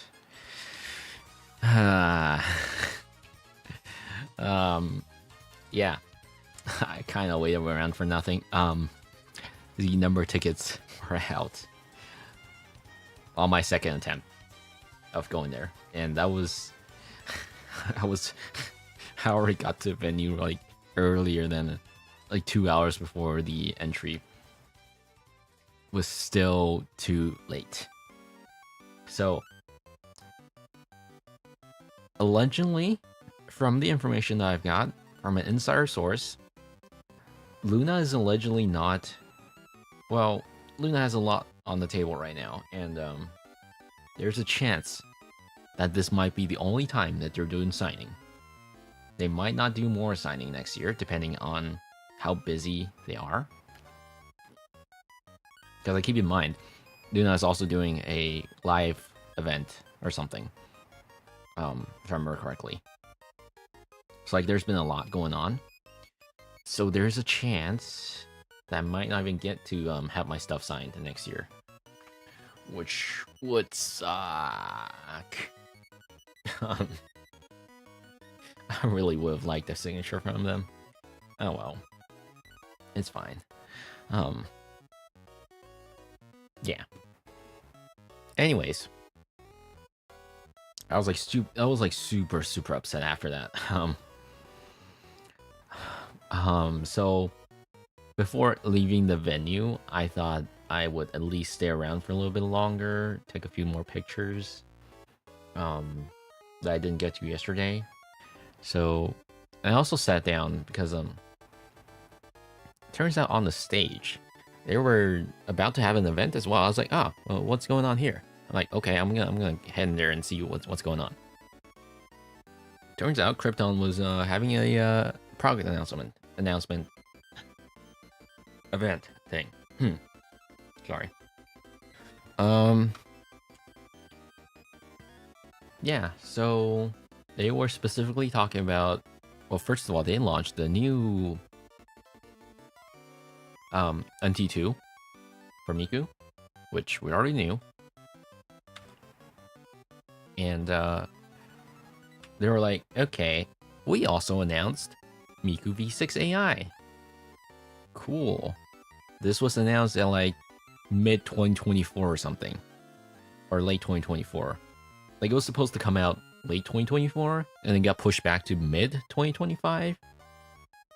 And this year's announcement, they said they're gonna push it back more. Now it's first half of 2026. What's interesting is they also said they're gonna support Chinese language. But otherwise it's got English and Japanese. They're gonna give out some free stuff as well as compensation, but still. They said they're also gonna include Vocaloid 6 Editor in the oh wait, so there are two types of packages. There's one download and there's one physical version. The physical version apparently has Vocaloid 6 Editor or something like that. Anyways, I'm just like, okay, cool. Yeah, I'm just like, okay. At this rate, I don't have a whole lot of confidence in Krypton, especially how slow they have been with voice bank productions compared to the competitors like Sim5 and the ones that make voice banks for them. I was like, okay, yeah, we'll see what you have. Eventually, we get there. And then before they ended, they were like, there's one more thing that we're gonna talk about. It turns out they were doing, they're gonna do Lin and Lens NT. Yeah, it's gonna be on sale on October 15th. This was out of nowhere. I wasn't expecting any other Vocaloid to get the NT treatment outside of the Super Pack, which is basically NT Lite when you think about it. Yeah, new designs for the twins as well. There's gonna be a physical version and a digital version, I believe. There's gonna be original whisper and voice color. Yeah, it's gonna be sold for 20k yen with tax. So I might pick a copy up, honestly, because like I'm actually kind of interested in doing songs with Lin and Len after the more I listen to their vocal works with these two, I'm like, okay, you know what? I think it would be nice for me to give it a try, actually. So I might pick up a copy, actually.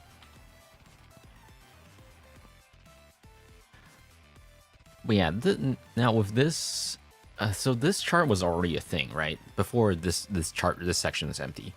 So it was just like, okay, we have Miku, we have the voice bank, we have the super pack, and then we have NT, and now we have V6 AI. So now that these two are getting NT, this kind of suggests that these other three might also get NT. Not sure. Maybe a V4 as well, or their next generation, because like Meiko and Kaito didn't get a V4, and Luca had a V4X. It's possible there were gonna be more stuff down the line, and of course his own book as well on how he made Vocaloid. Okay. Now there were a lot of other displays on the venue as well. I thought this was really neat. So there was this wall where you can like. Apparently there was like a section nearby where you can get like paper tapes, and then you can paint all over the wall with the tapes. And yeah, so every tape you see here is from someone nearby. If it's from a visitor, from people that attended the booth, attended the venue, and they just put their stuff on there. Yeah, so it's a bunch of tapes from people. I thought it was really neat how coherent it actually ended up being. Like, look, little sprinkles on the ice cream. And Kaito's hair actually looks fine. Even though there are some yellows on there, I think the yellows actually kind of work. Yeah, you can even see some people taping over the logo as well.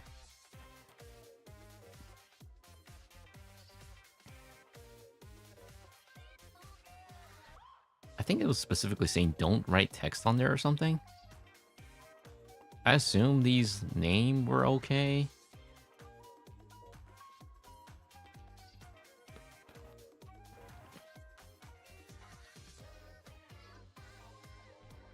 Yeah, there was one for each of them. There was also this other figure as well. I'm not sure of who this was from and when this is coming out, if at any time. I think this is from Digital Stars 2023. Yeah, you can't see it, but there you go. I think that vaguely says Digital Star 2023. I like this design. I think the face looks really nice.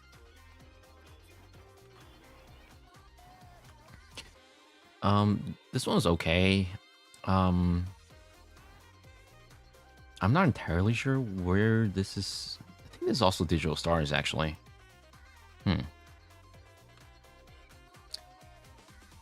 Oh yeah, because Mako was doing a 20th anniversary thing. Apparently they're also doing an outfit for her, as in like you can buy the outfit. I thought that looked really neat. Oh yeah, this one they also had a little wall where you can use the kitapas. I think it's like a crayon thing, and you draw. Honestly, it's more like marker, I think. I'm not sure. No, I'm pretty sure that's more. I think that's crayon, actually, if you look at the texture. But yeah, you can draw your own Miku on here. There are a lot of these.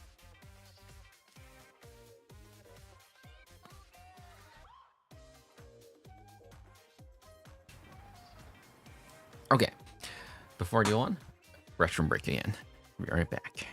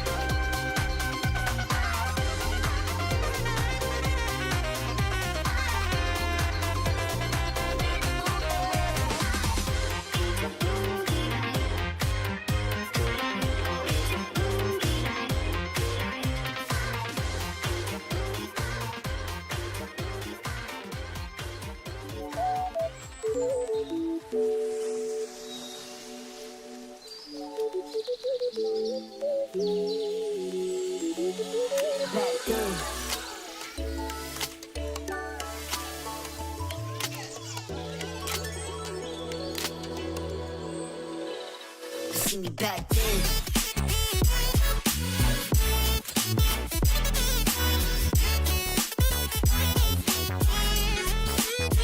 Back then I was.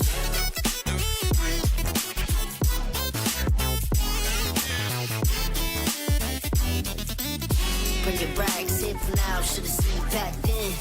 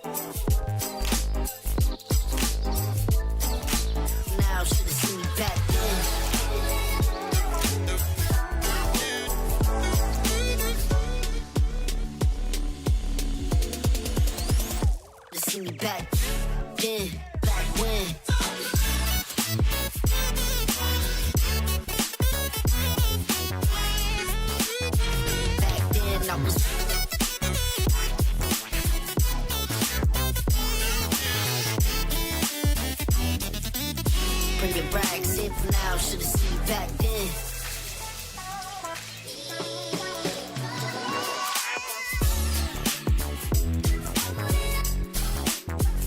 Back then.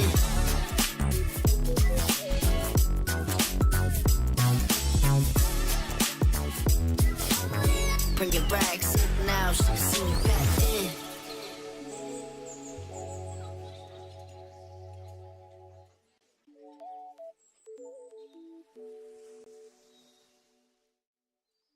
Okay, I'm back. Okay, so yeah, there were a few more standees over there for display. I actually kind of like the design for the Lin and Len this time around. I'll be honest, Kaito's alright this year. Usually I dig Kaito's design. Especially last year's Magical Mirai was with him was perfect. This year was alright. Like, especially the songs that were featured as well. It was alright. Like, it wasn't amazing.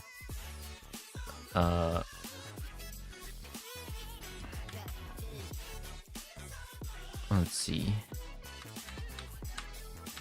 Oh yeah, so unfortunately I couldn't get closer shots of Miku this year. This is like a one-to-one statue, right?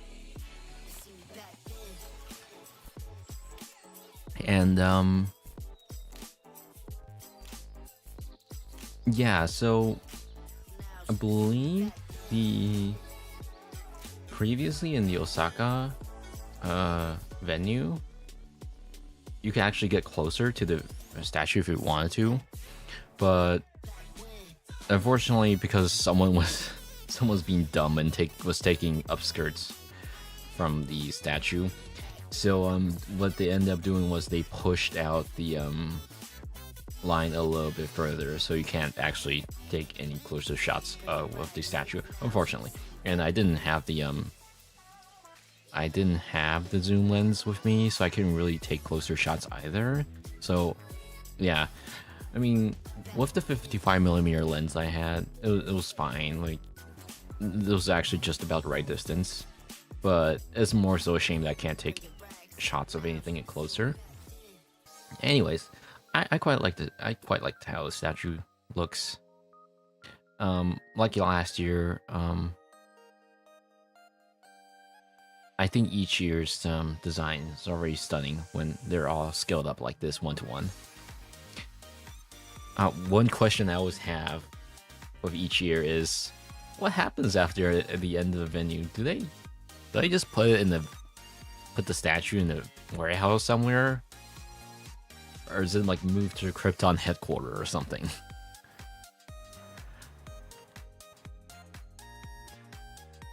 There was a little behind the scene as well to show you how the 1/7 statue was made. Figure was made.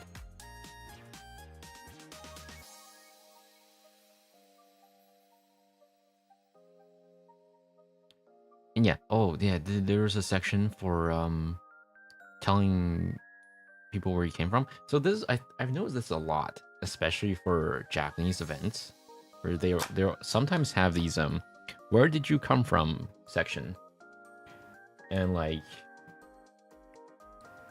they'll give you stickers where you can plaster your plaster on the place where you came from. It's like one sticker per person, of course.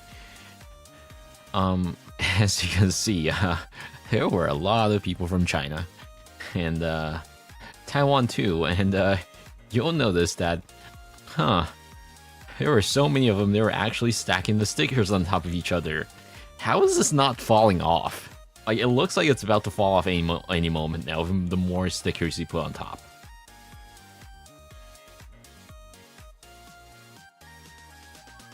There were a few stickers on Japan as well, but like Japan has its own area down there that I didn't take a picture of. But a few of them put the stickers on the Japan section anyways. You can actually see that some of them were from, I think there was an island or two for Japan over here-ish. I don't know who's living over here though. Maybe there is an island there. I don't know.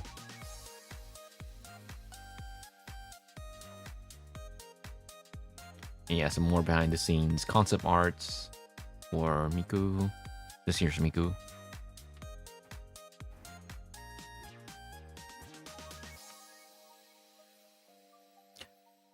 I kind of wish they would compile all of these past designs.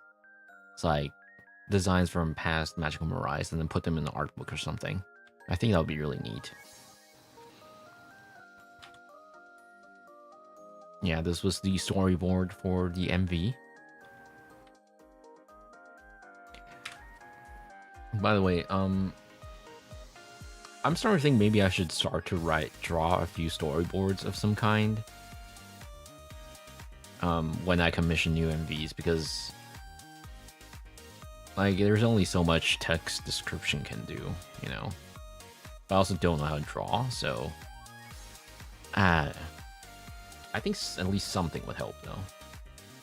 Oh yeah, there was also this section for like, I'll be honest, I'm not entirely sure what this section is for. Like there's this section of like Miku flowers.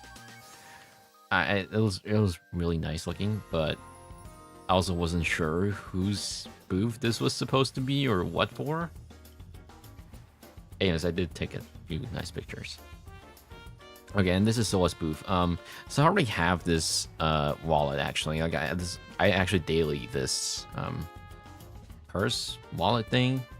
I don't know what it's called in English. Yeah, they were apparently selling out of these very quickly. I'll be honest, I think Kaito's Kaito, Meko, and Lens were like shorter wallets, so like you can put cards inside and whatnot. I always thought Kaito's one looked really nice. I'll be honest, actually, Meko and Kaito's both look really nice. But yeah, this year was kind of hero for this bag. I gotta say, it wasn't cheap. It was like, I think it translates to around $130 or something. Yeah, not cheap, not expensive, but yeah. And there was this jacket that was also on pre-order as well. I'll be honest, I don't entirely jive with this design, so it was the 30,000 yen. I think I'm good, so I didn't end up getting that. Yeah, you can see the actual bags. Bro got the old man wallet. What do you mean? It's nice. I actually really like it. Yeah, you can see the bag here as well. The jacket was okay. Surprisingly, there actually weren't anyone in line when I bought mine on Saturday. There was like no one there. But the other booths, so I was in charge of tons of people. I'm messing with you, good. I'm gonna show you the bag in a little bit. I have the pictures, and I can probably show you the other stuff as well. Anyways, I'll show that at the end. They were. I don't think this was there last year. So every year, Magical Mirai has its own gacha line, but I don't think they ever did it at the venue before. So yeah, this year they had a little section for just doing gachapons, and first try I got the A prize. I don't know which one it was. I think it was this one. I would have liked this one, but I think this one is also fine. This one's from Magical Mirai 2014 apparently.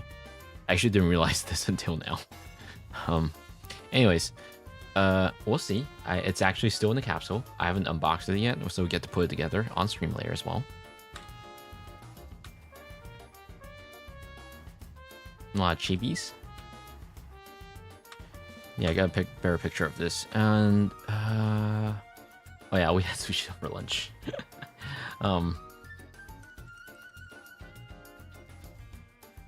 This sushi was kinda not what I was expecting. So the sushi is in Taiwan. It's just you grab whatever's on the conveyor belt, and if you want, you can get extras by ordering, right? This sushi was like, I don't know if it's like old school or what, because like the way you do it is you order on the tablet, and it's gonna be on the conveyor belt, right? And it's gonna say specifically what that dish is for what table, and our table is like black or something. Like they give each of the table a color. So like for example, on the conveyor belt, it's just gonna be like, okay, this plate is for black. That is for the black plate customer. I was like, okay, this is weird. I've never had it like this before, but okay, sure.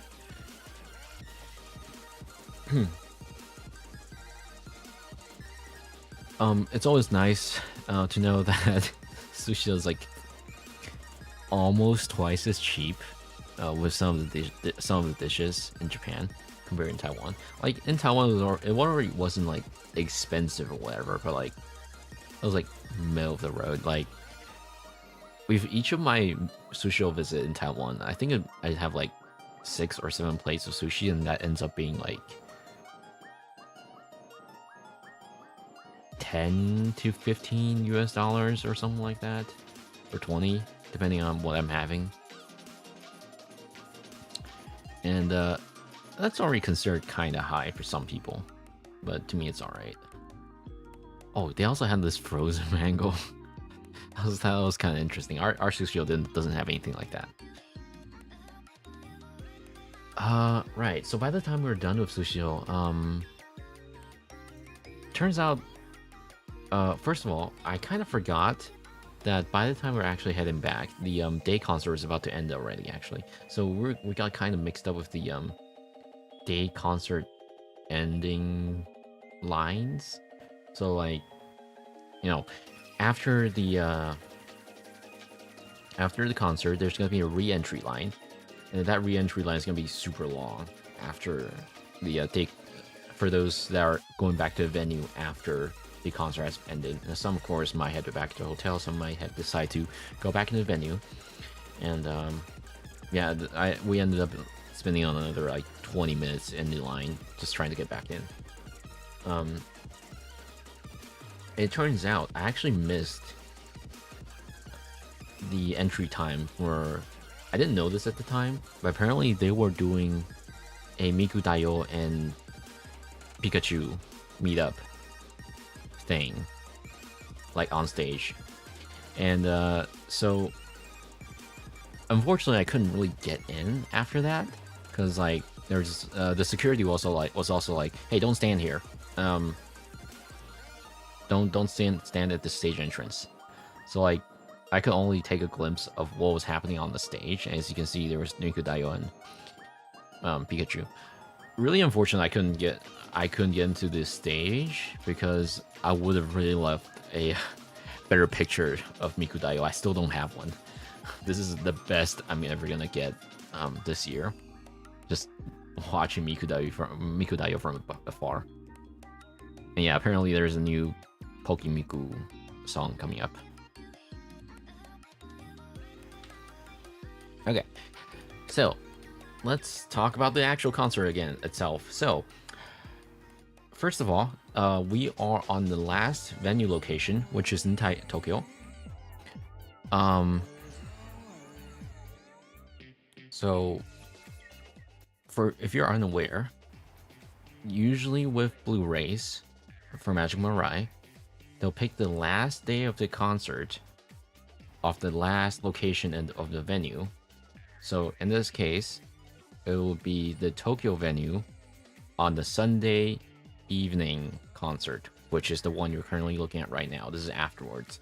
Of course, I couldn't show you anything from the inside the concert. And even before starting, you could tell the energy was like higher than the night prior, because like everyone's just like more psyched and whatnot. And I think this really became apparent after exiting the venue, like after the concert has finished. Because if we look at the video here,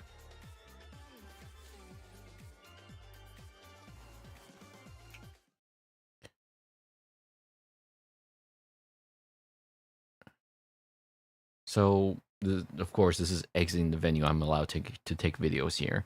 You can see that tons of people exiting the venue.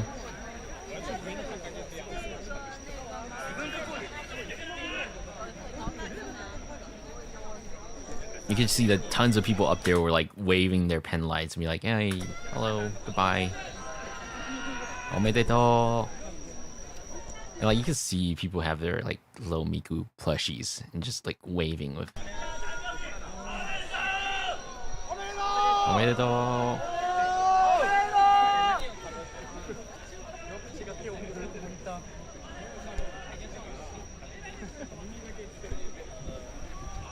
I thought this was very cute. Like even before entering the venue, you're gonna see people on your way into the concert. There are gonna be people with their Miku plushies out and just waving.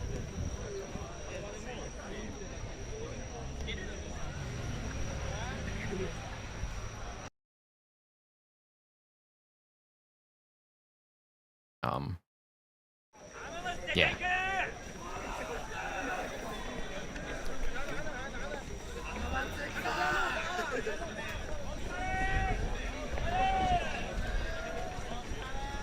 Let's go.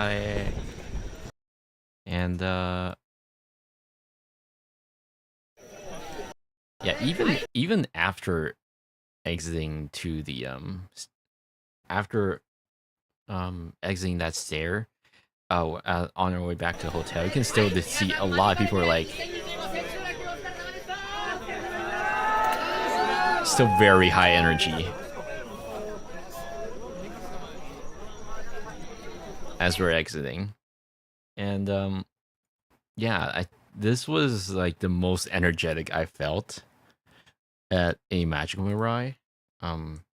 Because like I've never been to well, first of all, not only is it the Blu-ray location, not only is this where the Blu-ray one is filmed, but that day was also Miku's birthday. This was on August 31st. So like everyone was just like psyched and like they were all just so excited. And like after everyone's just leaving, it's like, yeah, you can see that there's a neon Miku sign. It's overexposed, but you can just about see it.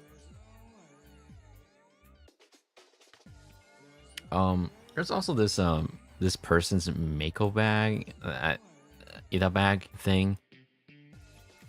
So I thought about getting an Ita bag like this. So like as you can see, it's like very elaborate Ita bag. Like it's a very big one. I don't know how easy or difficult it would be to build one because like as you can see, it's like it's got a battery. You gotta have a little battery pack and you gotta figure out the wiring and whatnot. But I thought this looks really neat. I think by the time we finished, it was already like, oh, okay, exhausted. So my friend and I did think about getting food, but we didn't end up getting anything. He kind of passed out at the hotel. I was like, yeah, that's fine. I know it was like exhausting. So, but I did end up going to it was like 11 p.m. I thought I was gonna pass out before then, but no. I was like, okay, you know what? I'm kind of hungry. Can I get something to eat? And turns out Coco's open until 12. With the last order being 11:30 or something, or 11. I forgot. I didn't know Coco's was this introvert friendly. I would say because first of all, you could do the ordering on their tablet, and second, the delivery of the food is actually sent by a robot, so you didn't actually need to interact with anyone. That all didn't really matter. It all mattered. What really mattered was having food around that hour, because like most of the other ones were either closed or they were izakaya, and izakaya is a really weird place to go if you're just by yourself. Usually you kind of want to have a friend with it, good to go along. And I really didn't feel like doing that by myself. So yeah, Coco, I didn't end up getting curry at Coco's. I also bought the new bag with me, alongside the Teto plush, which, you know, this pouch outside has now become the dedicated Teto pouch. Yeah, the next day we kind of head back to we were gonna take we basically took the shuttle bus directly back to the airport and call it a day. And there was that. This year's Magical Mirai, pretty fun. Not super impressed with the. Okay, I don't want to make it sound like I'm not grateful or like it sucked or anything. This year's set list was okay. But I think what mattered more was just the energy and just being there. And being able to get stuff from Luna was great. Unfortunately I didn't get to see Pinot P and Utsu P's booth this year around because I was really focused on trying to get to Luna's booth. Yeah, although with that being said, I think I liked last year's experience more. Like, okay, not entirely, because like if we're talking venue and the actual concert songs themselves, I like last year's better, but this year's energy was amazing. Like being in the atmosphere of just everyone being so hyped, that was very good. Last year the energy wasn't as high, mainly because it wasn't like the last concert of the last venue that was going to be on Blu-ray. Also wasn't Miku's birthday, but I really liked. I still really enjoyed my time there, and you know, it was a weekend in Japan. Granted, I kind of go to Japan a lot these days, but I think a weekend at Japan is actually a really nice experience as well. It's not like going out to Japan is like super expensive for me. It's like I want to say $300-$400 if you're not buying anything. That's it's not like a pocket change either, but like, you know, I think every few months is still good. Now let me show you what I've got from Japan. So give me a moment. Oh, yeah, I'm just gonna go grab some stuff real quick. Right back.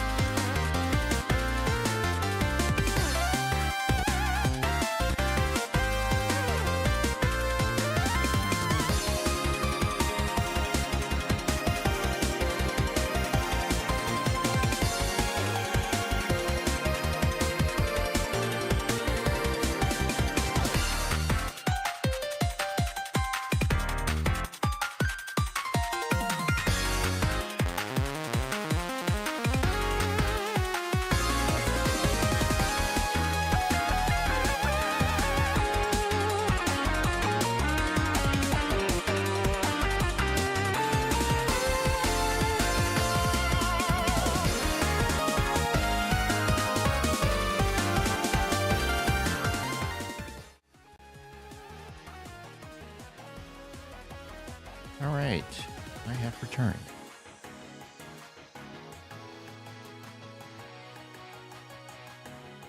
Actually, I did already have the merch stuff here taken. So, I'll show you guys the hand cam in a little bit, but here's a little preview of what I got. So first of all, this year's pen light. I was actually a little bit too late to the official merch vending booth this year. I thought about picking up a shirt. Yeah, unfortunately, the shirt was already out, or at least ones that fit my size. My friend also bought a few of these gachas, wristbands things, and yeah, he got like 5, and he really only wanted the Miku, so he gave me the other ones. There's 2 Rins, 1 Len, 1 Luca. That being said, I actually don't know where exactly I put them. Because like I was going through my I know I have it somewhere. After I had the luggage sorted out. Anyways, I won't be able to show it on stream this time at least. Of course, the various capsules. Of course, you know, the freebie that came with the accommodation ticket, which was one of the bottle holder, and the other is a luggage tag and a luggage leash thing. I also figure I'd pull a little gacha for the laser ticket thing. I got Mako. I got 2 of the Luna's album as well. Of course, the other Miku acrylic stands as well as Luna's acrylic stand. Of course, these 2 plushies. Let me grab the...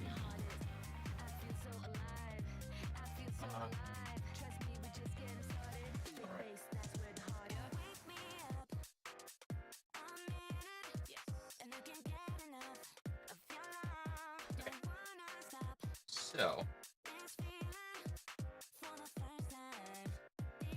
this is the moment you've been waiting for. Let me switch back to the hand cam.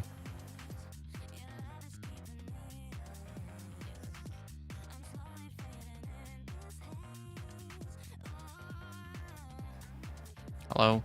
Okay, so, yeah. So first of all, the bag. Do I have anything else in here? I don't. Okay, I took out the things, thankfully. So, yeah, the bag was actually smaller than I was expecting.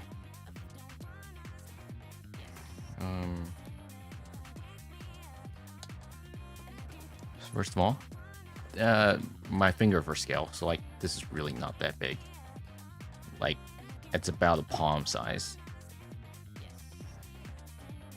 And, yeah, as you can see, there are some dividers in here, but like not much. Like you can't really put much in here. I would say the most you can put is probably your earbuds and maybe a few credit cards or something like that. And of course, the pouch here.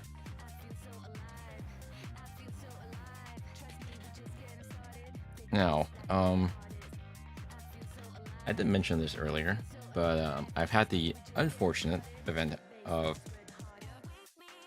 me accidentally scratching the little diamond thing here. And as you can see, I kind of already tried to paint it over with like a marker. And I'll be honest, the marker, that painting for covering up the scratch, is a little bit thicker than I thought it would be.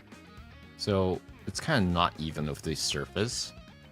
Like, of course, when you're viewing it like this at a normal angle, you're probably not going to be able to see it. So I think it's fine. But yeah, a little unfortunate.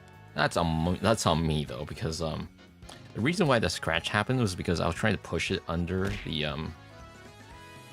under my seat on the airplane, and I must have accidentally scratched against something. Oh well. Hello, Blank. Also, here's the little teto. Look.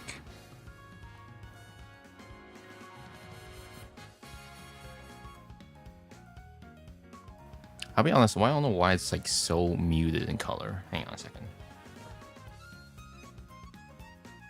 Yeah, I don't have any picture profile applied. I don't know why it's so muted like this. Anyways, yeah. So nowadays, I just put her in this little pocket as if I'm heading out. It's like this.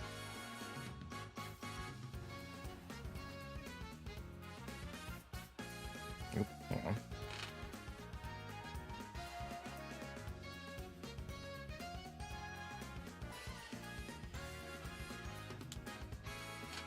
Yeah, like this.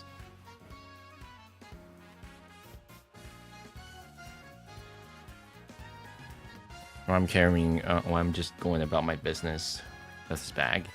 I just carry out her like that. You might be wondering, oh, is this not gonna fall out on its own?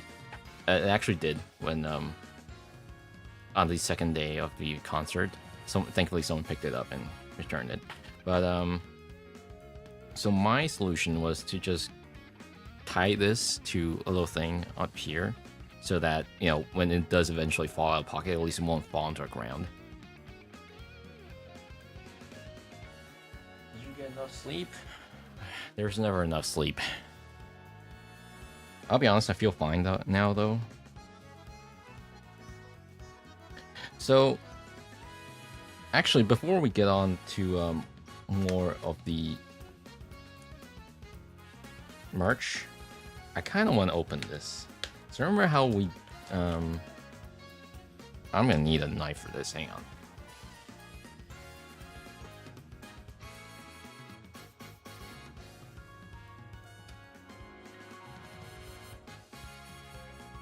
Okay, so remember how I went to a gachapon earlier in the day? And on day 0,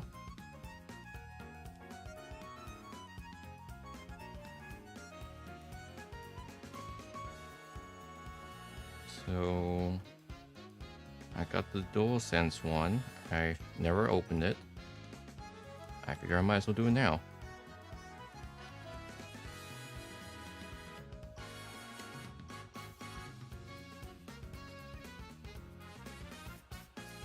If I can open this, that would be nice.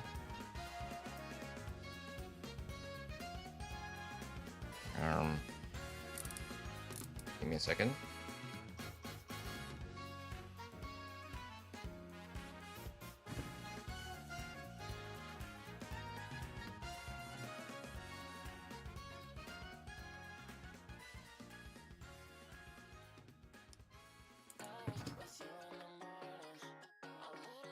I really hate when they put tape all around a gachapon like this. Gachapon capsule.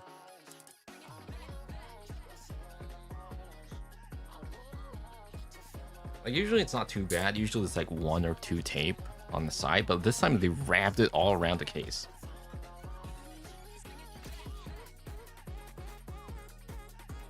Come on.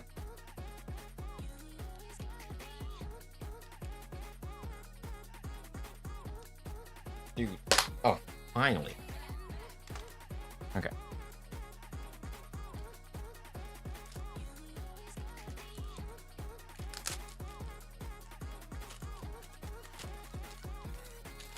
Okay, so this is actually pretty big as far as replicas go.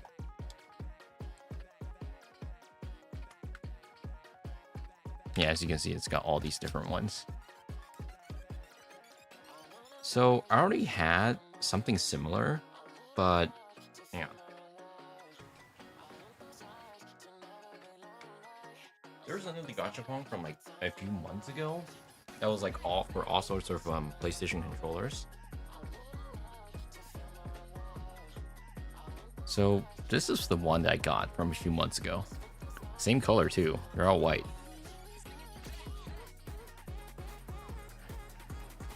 Yeah, it's like tiny. And the buttons doesn't push down or anything like that. So this new one. Okay, the buttons are actually...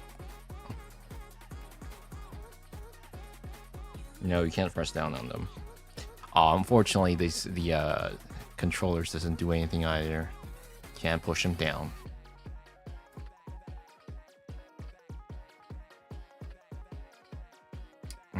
But this one should make a little sound when I push down on the home button.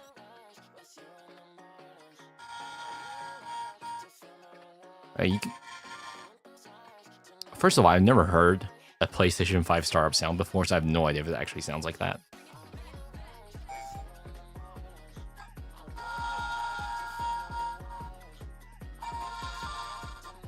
I gotta say, the speaker is tinny in here.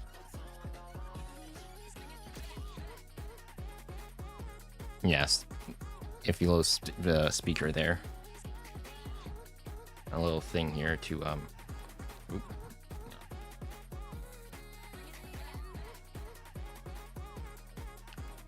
Little thing to stop the power.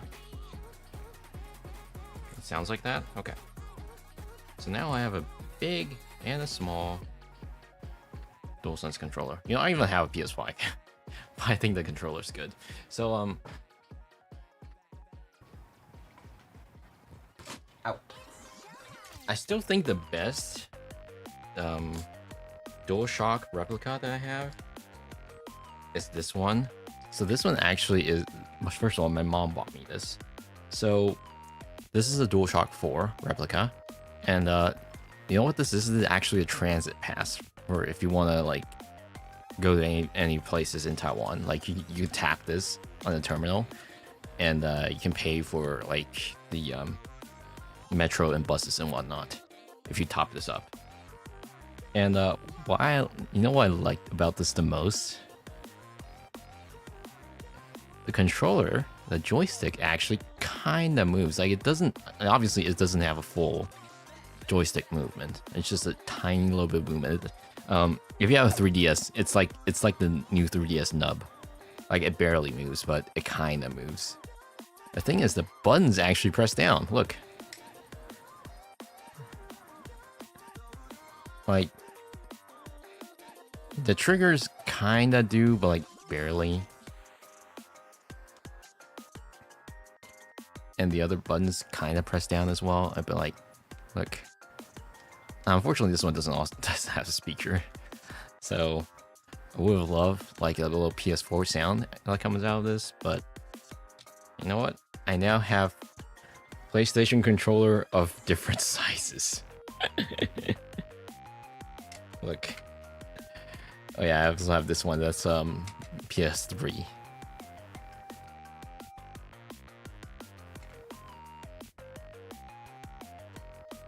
Which of course doesn't move. But I gotta say, the painting detail is actually pretty impressive on here. Like, you can make out the text on there. It's actually really impressive, given how tiny this is. Don't talk to my grandson or his son again. So true. I'm gonna need to figure out a place to put these though.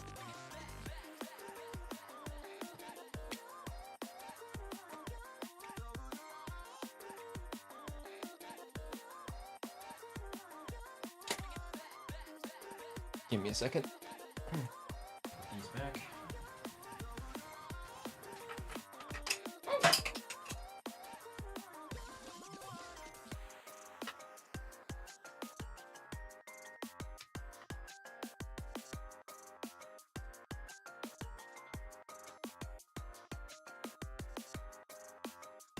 It'll actually be a good idea. Maybe I should put this like right next to like the figure or something. That'd be cool.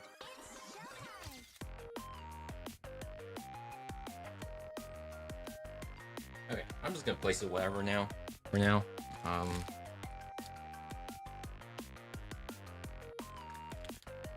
store this. Gotcha, Pong away.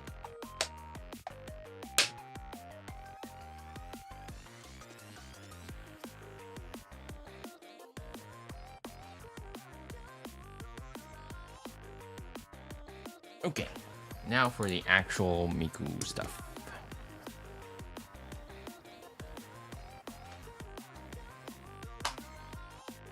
So this was actually on my second attempt. I thought I'd give it another try after the first one. So this is a badge for the magical Mirai 2025 design.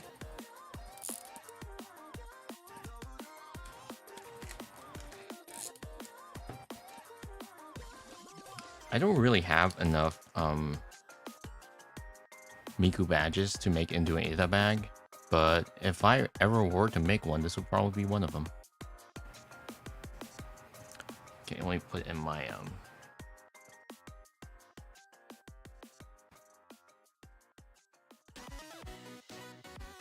I know there are places that sell dedicated binders for these metal can badges. But the way I've been doing it is these are supposed to be for like coins and whatnot. But I actually find that they actually fit perfectly in here. So this is what I've been using to store my badges. Yeah, if I were to make a girls band cry bag, Ida bag, I should have enough. That said, they're all gonna be your various different characters. Yeah, I'll put this one here. There you go.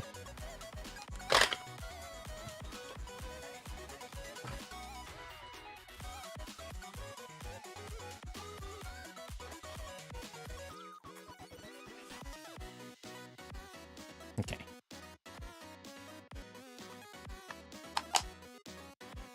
Okay, so that's that one taken care of. Now this one, we got there's some assembly required here.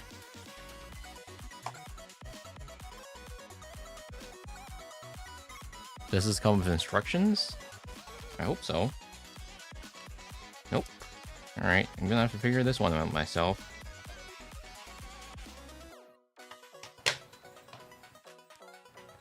Yeah, I managed to get the A prize on first try. Again.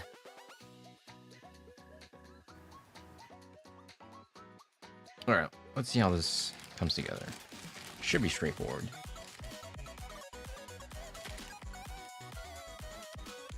Apparently the hair penetrated the packaging. And at least it's still intact, I guess.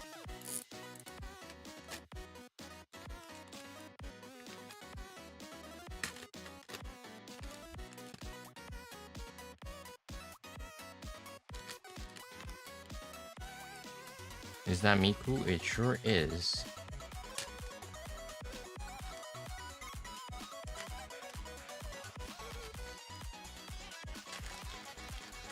Okay.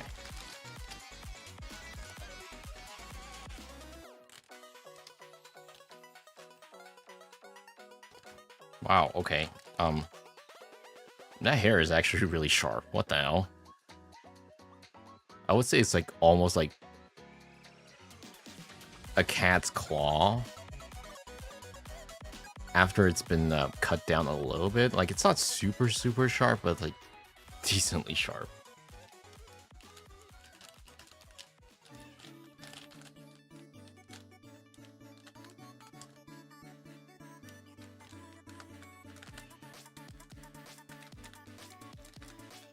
Miku has been beheaded.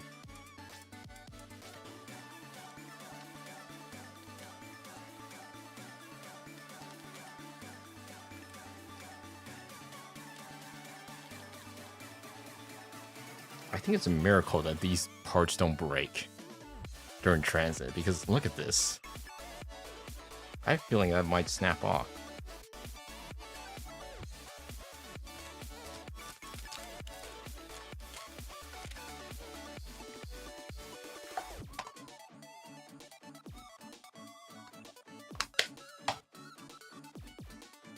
Is it flexible rubber or plastic? I think it's plastic.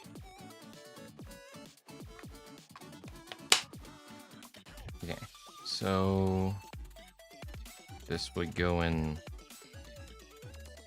Okay, it's dummy proof, kinda. So this will go in here. This would go in here. Oop.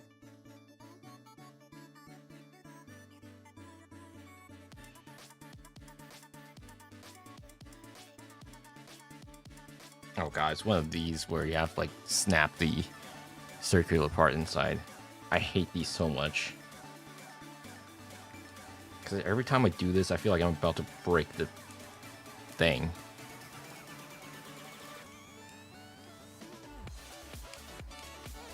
Okay, it's in.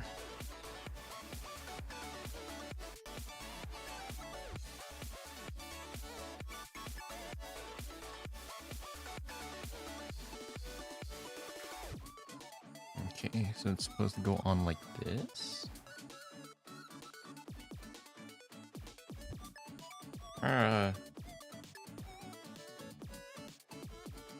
Oh, okay. So this dangling part's supposed to go in. Nice. Supposed to go inside the hand. Ow.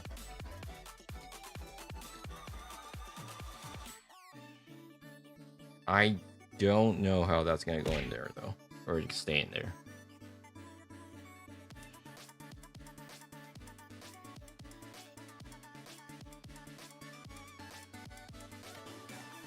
I'm trying my best to push it in there, but it doesn't really want to stay. Here, look. You can see that there is a little slot you're supposed to put it in, but it doesn't want to stay in there.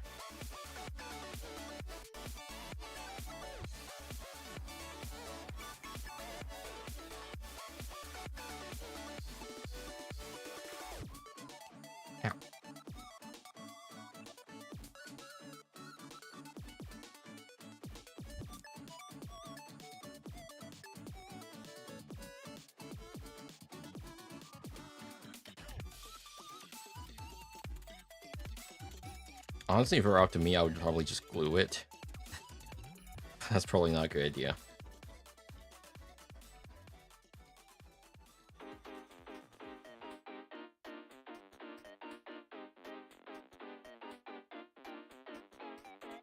Ah, screw it. I might actually glue it. Do I even have glue?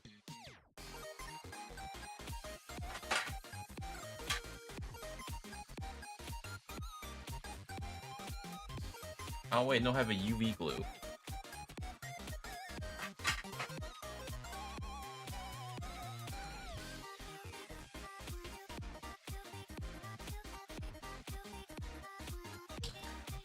If you're ever doing, if you're ever gluing things onto a figure, these things are godsend. So the way it works is just a tiny little dab of glue on here.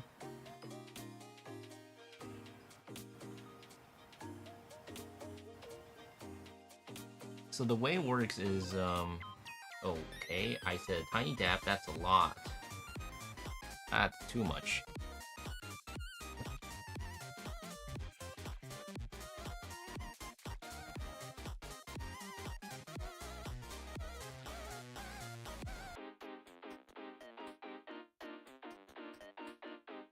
Okay, so the way it works is a tiny bit of glue, apply it, and what you do is you use UV light. And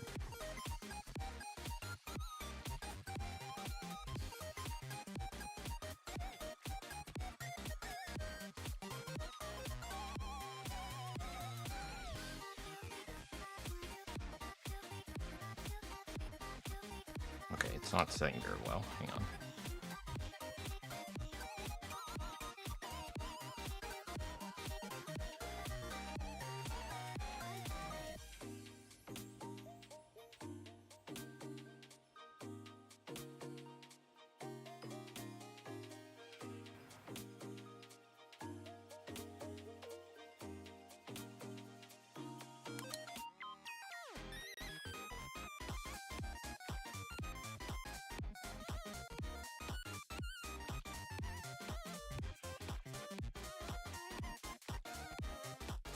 Okay, there we go. Yeah, the way it works is that the glue by itself doesn't actually dry or adhere to things. It only activates when you shine UV light on it. I actually find it to work very well for figures. Trying to fix something. There we go. Now it's actually staying there. So, I'll be honest, the painting quality leaves a lot to be desired. But then again, this was only like 400 yen or 300 yen or something like that. I think this was 300 yen actually. No, 400. It looks fine at a distance, just don't look too close. I actually think last year's, the one from 2 years ago was actually pretty good. Don't look too closely, it's very dusty. But thanks. But yeah, I think the painting on here was actually better than this one. For some reason, this one's also very pale.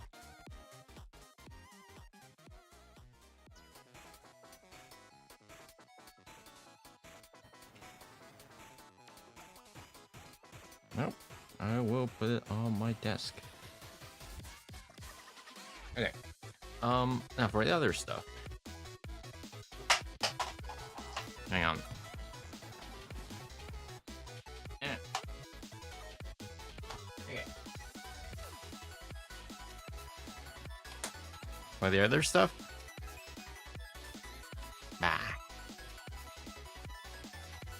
I don't know why the color balance is like so off. Let me see if I can make this a little bit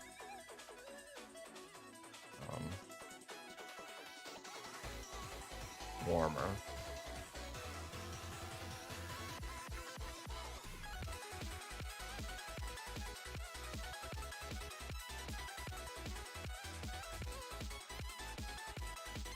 I think that's like slightly better.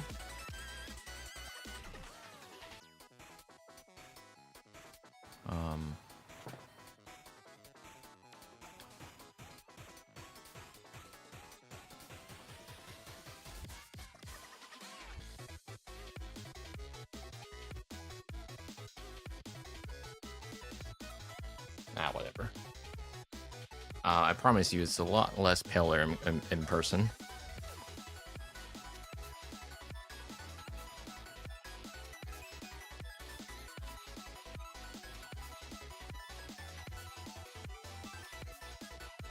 Oh yeah, turning down the brightness helps exposure.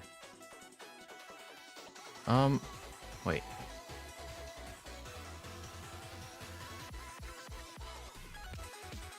Oh, hang on. Okay. Yeah, it looks better, I think. No, does it? Yeah.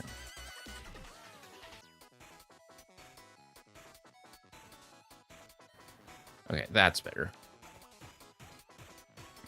Okay, yeah, anyways, the Mesmerizer plush.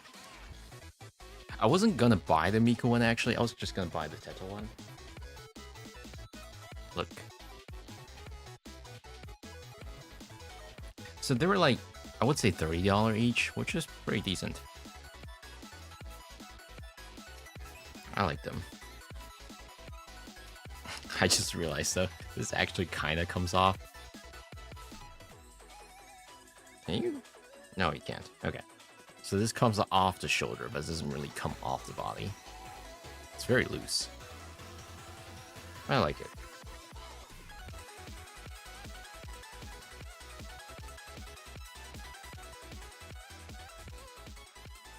Yeah, you can see it's got channels branding on here as well.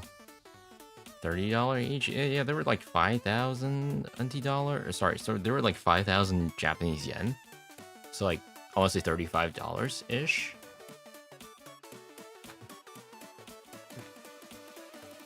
They can join my army of plushies on my bed. Of course. My last, their ever last Good Smile Racing Miku they had at the pop-up shop. Very shiny.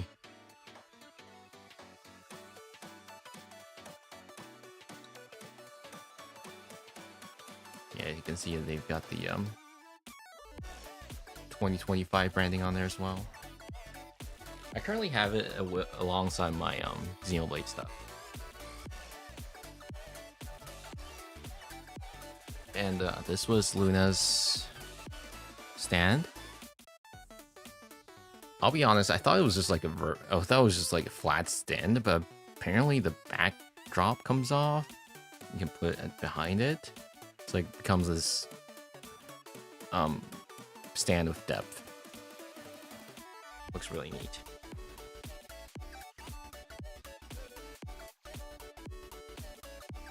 No, that's for the... Wait, hang on, it might be in here.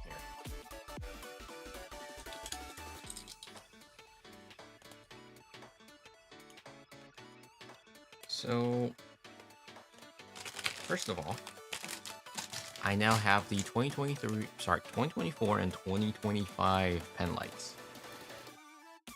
I think they're all, yeah, they're all made by the same people, the same model. Yeah, exactly the same. Well, they shuffled things around a little bit, but it's more or less the same. Yeah. This is a bag I brought with me this time. So this is the this is the bag sold by Billy. Although I gotta say, this is really flimsy. This is, you can see it's pretty cheap. I'm gonna swap out the strap for something else before my next visit, because this strap is awful. Very flimsy and cheap feeling. Definitely gonna swap this out. Yeah, this was the wristband that my friend got that he didn't want. So, in Nuka and then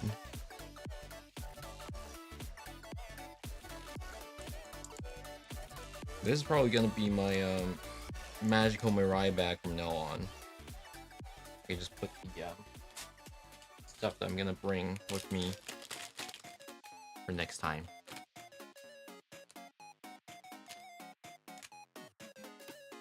Alright, give me a moment.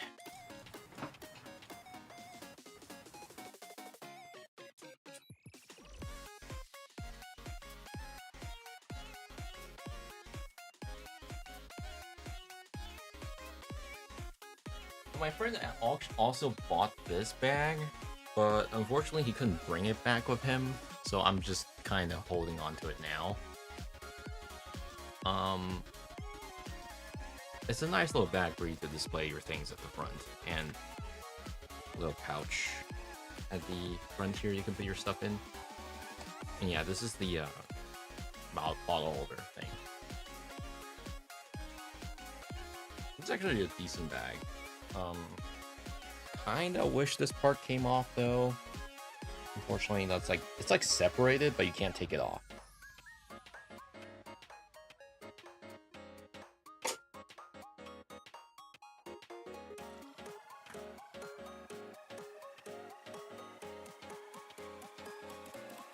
Oh yeah, there was also this laser ticket. I pretty much only bought one of these because it was a gacha. I was just like, okay, this looks neat, but I don't know if I'm gonna get multiple of these.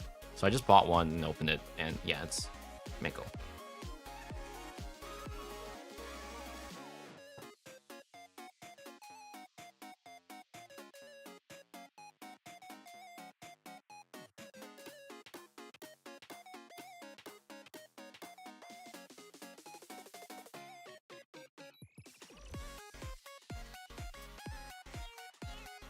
Yeah, me.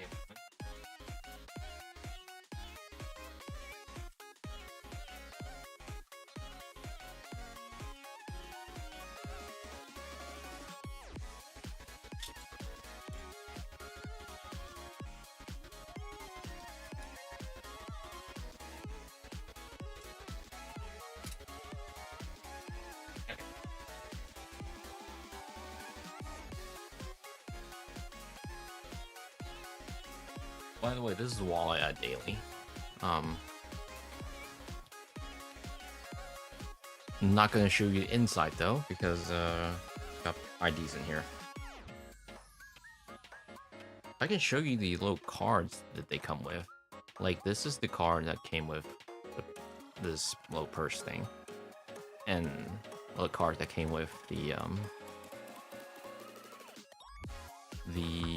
bag. Kind of have both of these in my wallet now.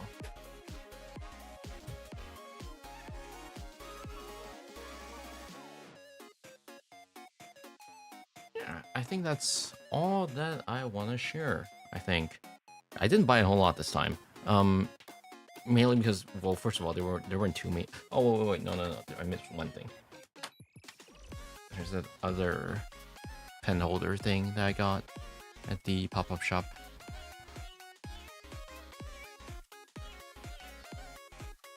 Yeah. Just pop this on here. Actually pretty useful. I have it on my desk now.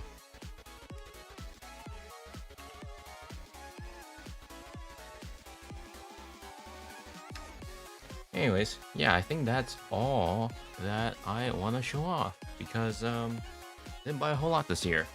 Not necessarily because, well, one of the reasons was because I didn't have a whole lot I want to buy, but also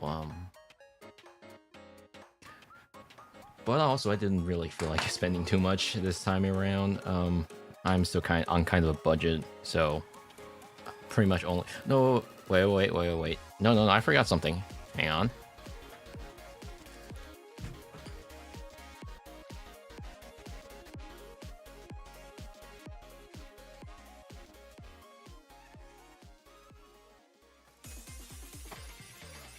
I keep forgetting I bought these because I put them in my camera bag. There we go.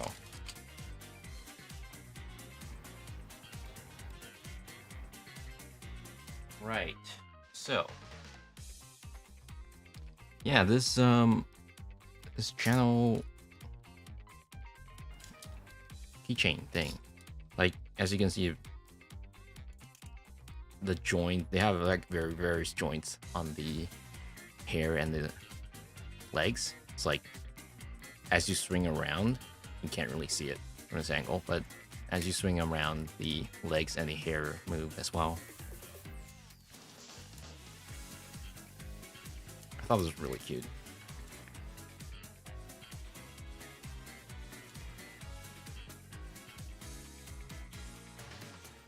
That said, I'm not sure if I'm gonna bring it outside with me. I'm not sure yet, because I feel like I might break this.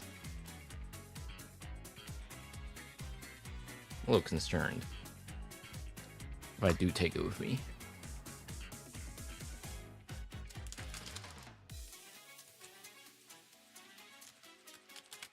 Yeah, these two other ones I have not opened yet.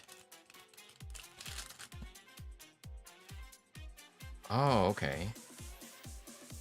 For some reason I was expecting, I mean, it kind of is a pendulum, almost. Look.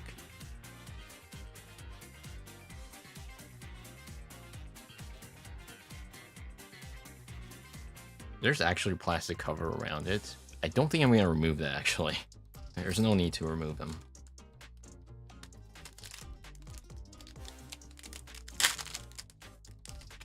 Yeah, similar one for Tito as well.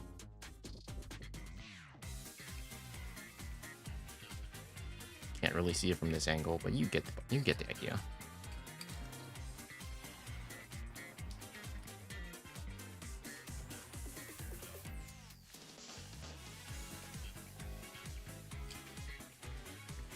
I'm probably gonna put this on my bag. I'm not sure yet. I'll figure out a place to put most of these things.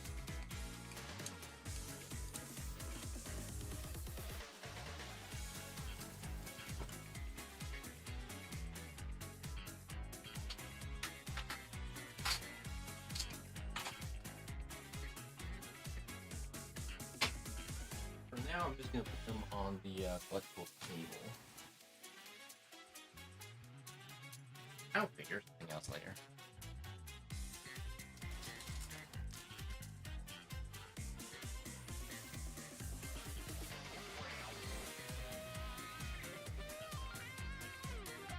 All right, and I think that will wrap up the section for Magical Mirai. Overall, pretty good. I'm definitely going there again next year.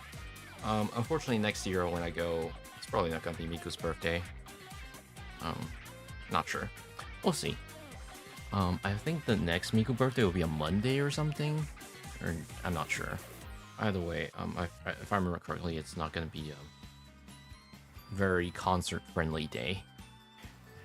Now, with that being said, there are some other things I want to open, but they're not Magical Mirai related. So, if you're just here for Magical Mirai, you might not be interested in the following things, which is fine. You can click off if you want to, but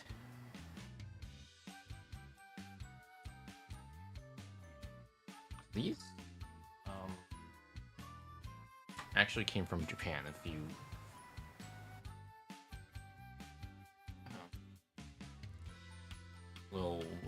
days ago. Well, actually, no, not all of them. So first of all,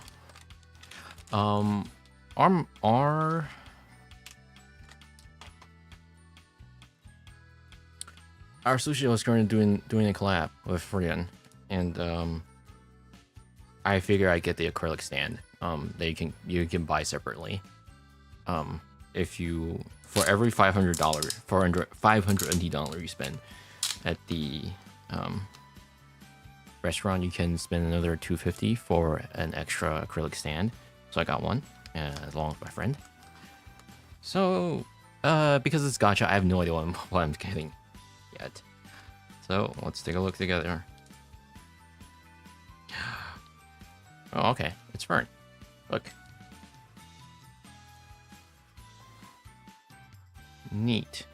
So I actually I don't know who manufactured these acrylic stands these times around, but I much prefer laying out your acrylic stand like this. So like, you know how with some acrylic stands, especially in the packaging, they're gonna come loose. So the way they did it is they have a tape on the back here, and the parts have already been snapped off of the outer packaging. So what you do is you can just push it out like this. So this is much better when it comes to actually trying to sell these. Well, that being said, it's not the easiest to remove it from. Yeah, there we go.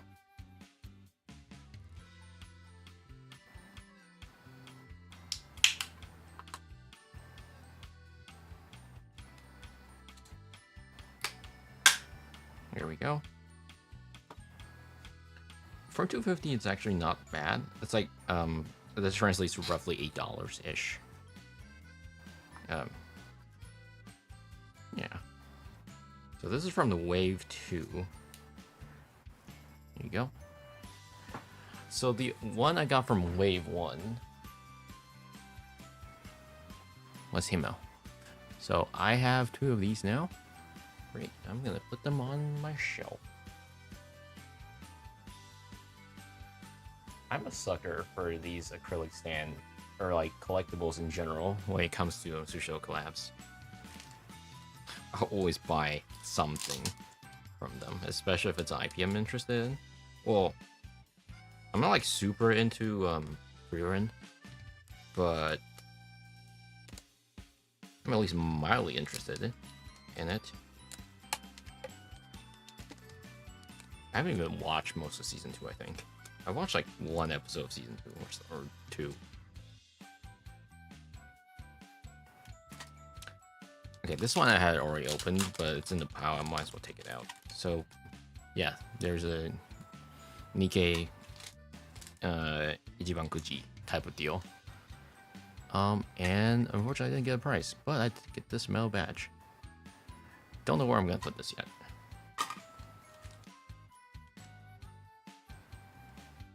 Okay, so the ones I actually wanted to open were these. Oh.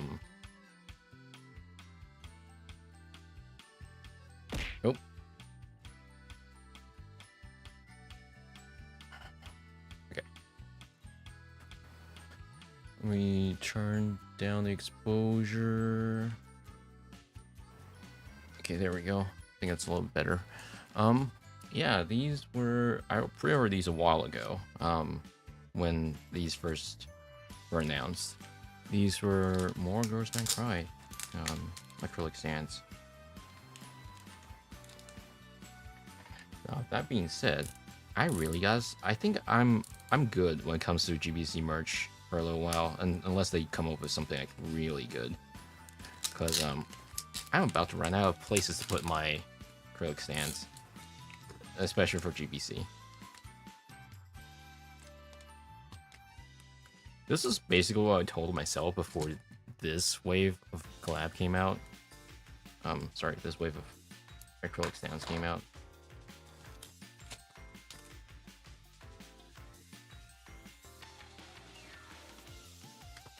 Probably gonna put on some gloves for this.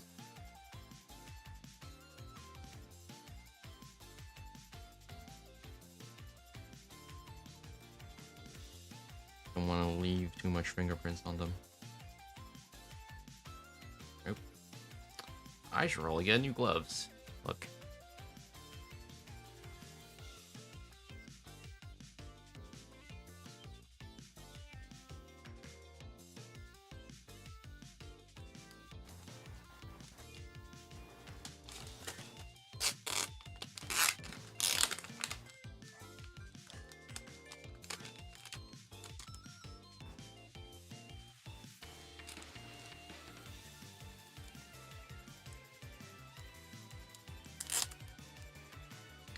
Chat, I'm not looking forward to my flight in about 2 weeks. I am not looking forward to a freaking 16-hour flight to Berlin. Not great. But hope it's gonna be worth it. Hopefully. I should get to meet a few people, very least. For those uninitiated, I'm going to Berlin for about a week to Vars Bulletin Conference for a little talk there. I'm not the main presenter. I'm just the co-presenter, but I'm gonna be there regardless for a little talk. Okay. This goes on there like that.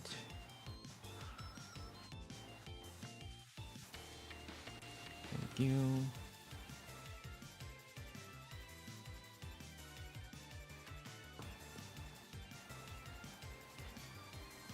There we go.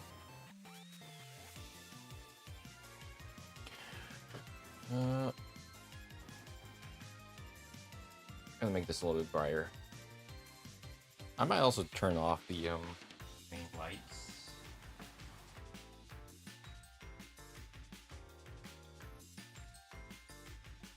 How does this look? It looks very pink. Hang on.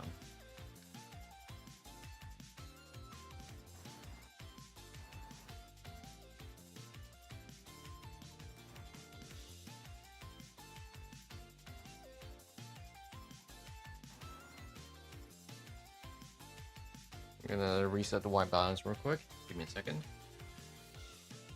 Oh, Jesus.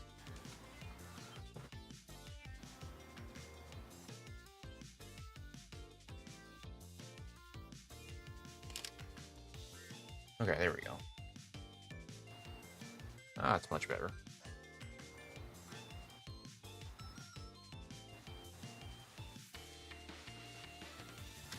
Okay.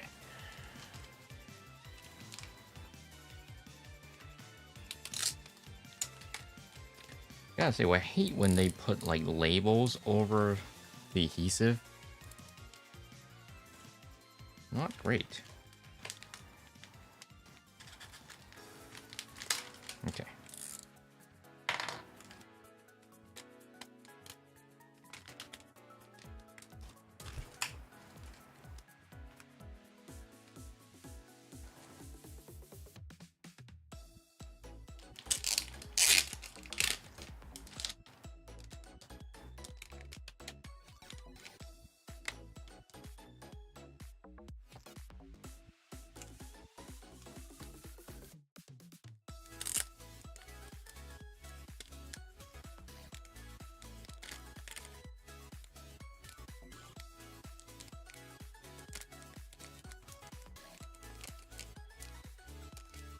Chicken Jackie. Hello, Shane. We're done with the magical Mirai stuff. We are just opening a few other acrylic stands for now.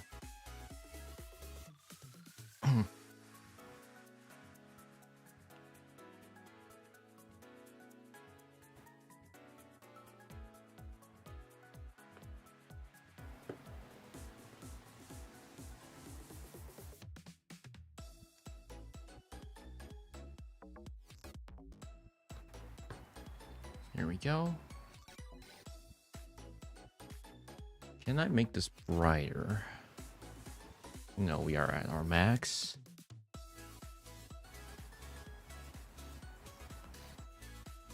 Okay, that's way too bright. That's fine, but that's gonna make it run at 45 FPS. Nah, that's fine.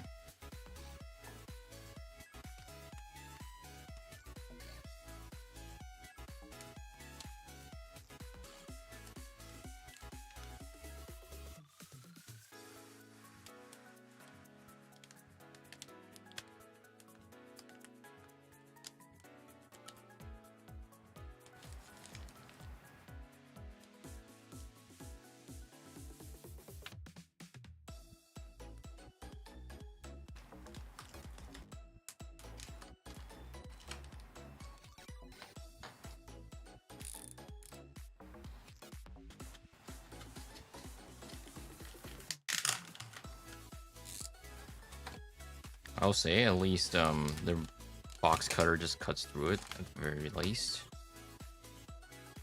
Not much of a hassle there.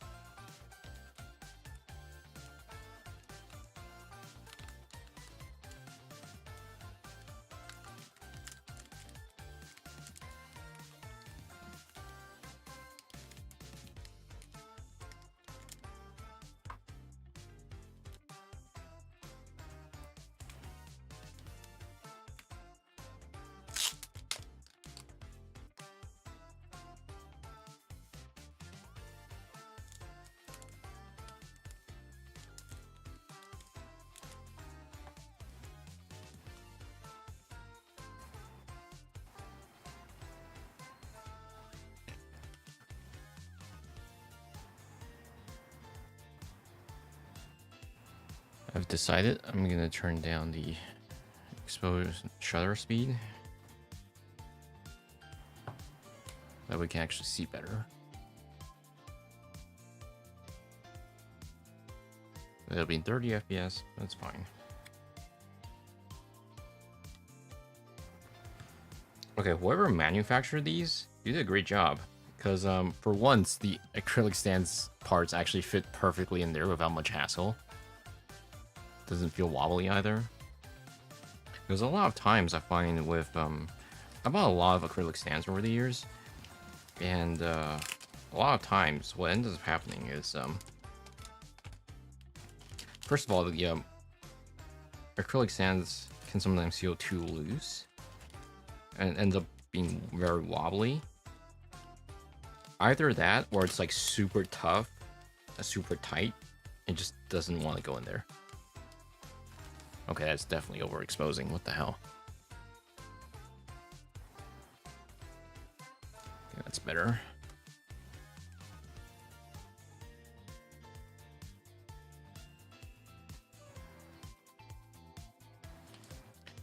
Okay, last one. Which is gonna be Hina.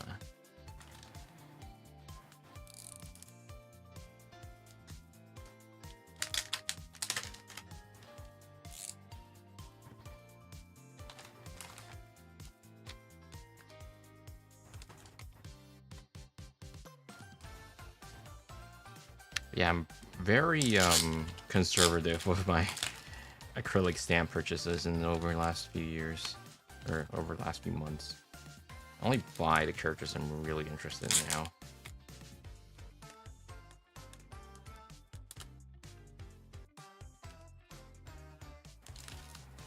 I only bought the main trio and Hina.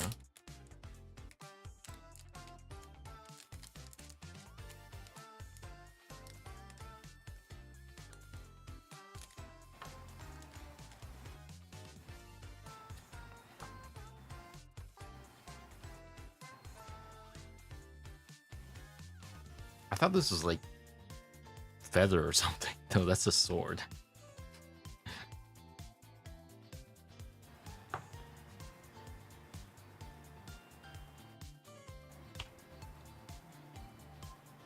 And you go.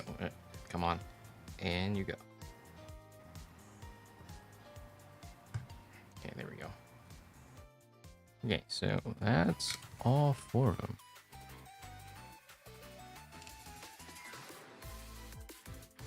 Hell yeah.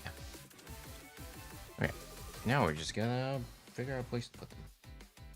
Which I'll do after the stream. Speaking of after the stream, I think it's about time we call it here. So I've actually allocated time for stream tomorrow. And this week I should be relatively free until the weekend. Once again, I'm also gonna be away for this weekend. I know. It's been a long while since I last had a weekend. But gotta go see my family. And after that, I gotta take a flight to Berlin. I have good news though. I'm gonna be free next Saturday. So, no, I mean the Saturday after that. So we should be able to. I was thinking we do a Malware stream, that day, because it's been a long while. We have not done a single Malware stream on ever since we debuted with 2.0. So I'm gonna do that. Probably gonna look at the Bad Eye sample that Rock sent in before. But anytime before that, I'm thinking we do a stream on like Monday, Tuesday, possibly Thursday.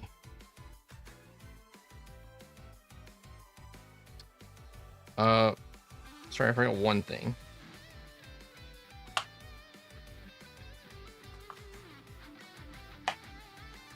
I got this other gacha the other day. Earlier today. Earlier this week. I saw there was a gacha for Patapon 1 Plus 2. Like, you know, they recently made a port on the Switch. Speaking of, I definitely want to play that.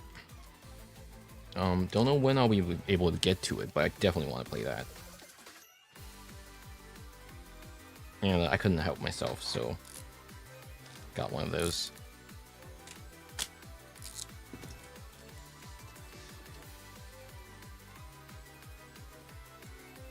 If I could get it out, that would be nice. It's a little unfortunate that I didn't get to any book off when I was in Japan this time. Didn't have the time to do it. Look. I don't know what that is. But neat. I'm sure it's one of the bosses in Patapon. Which I never actually finished Patapon. Sacrilegious, I know, but I liked the game, but I never liked it enough to finish the game. So I never finished 1 through 3, like any of them. So I think this would be a good opportunity. I wonder why they specifically left out 3. Because, like, you know, there are 3 entries on the PSP.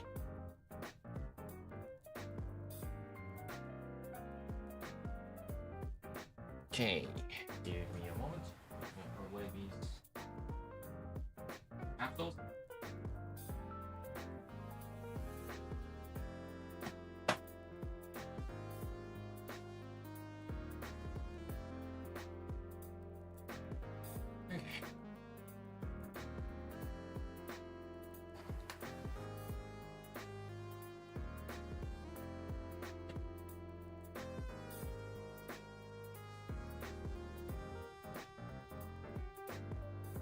So I'll be honest, You may have noticed I've been stalling a little bit before ending the stream.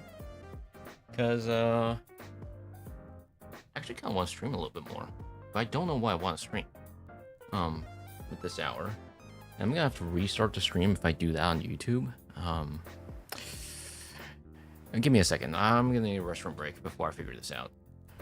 I'll be right back.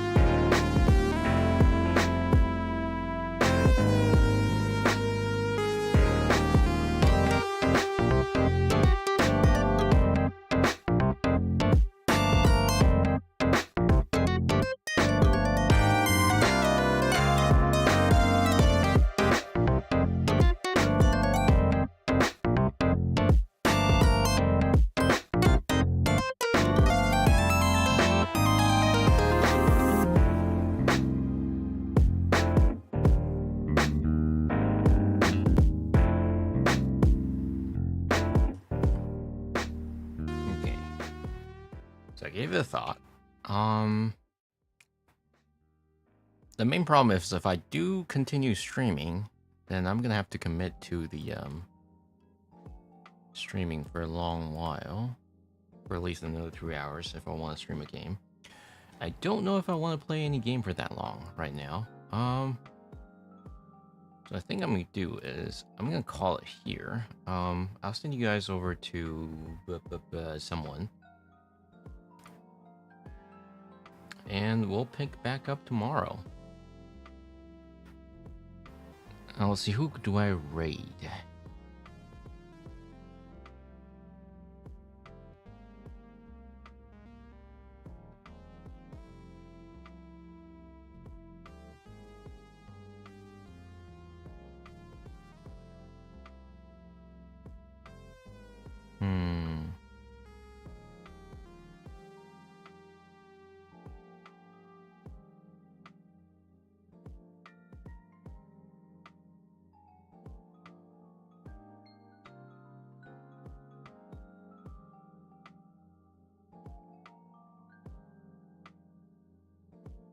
I'll send you guys over to Lilia. She's doing Silk Song right now. Still debating whether or not I want to play Silk Song, but that's a question for another day.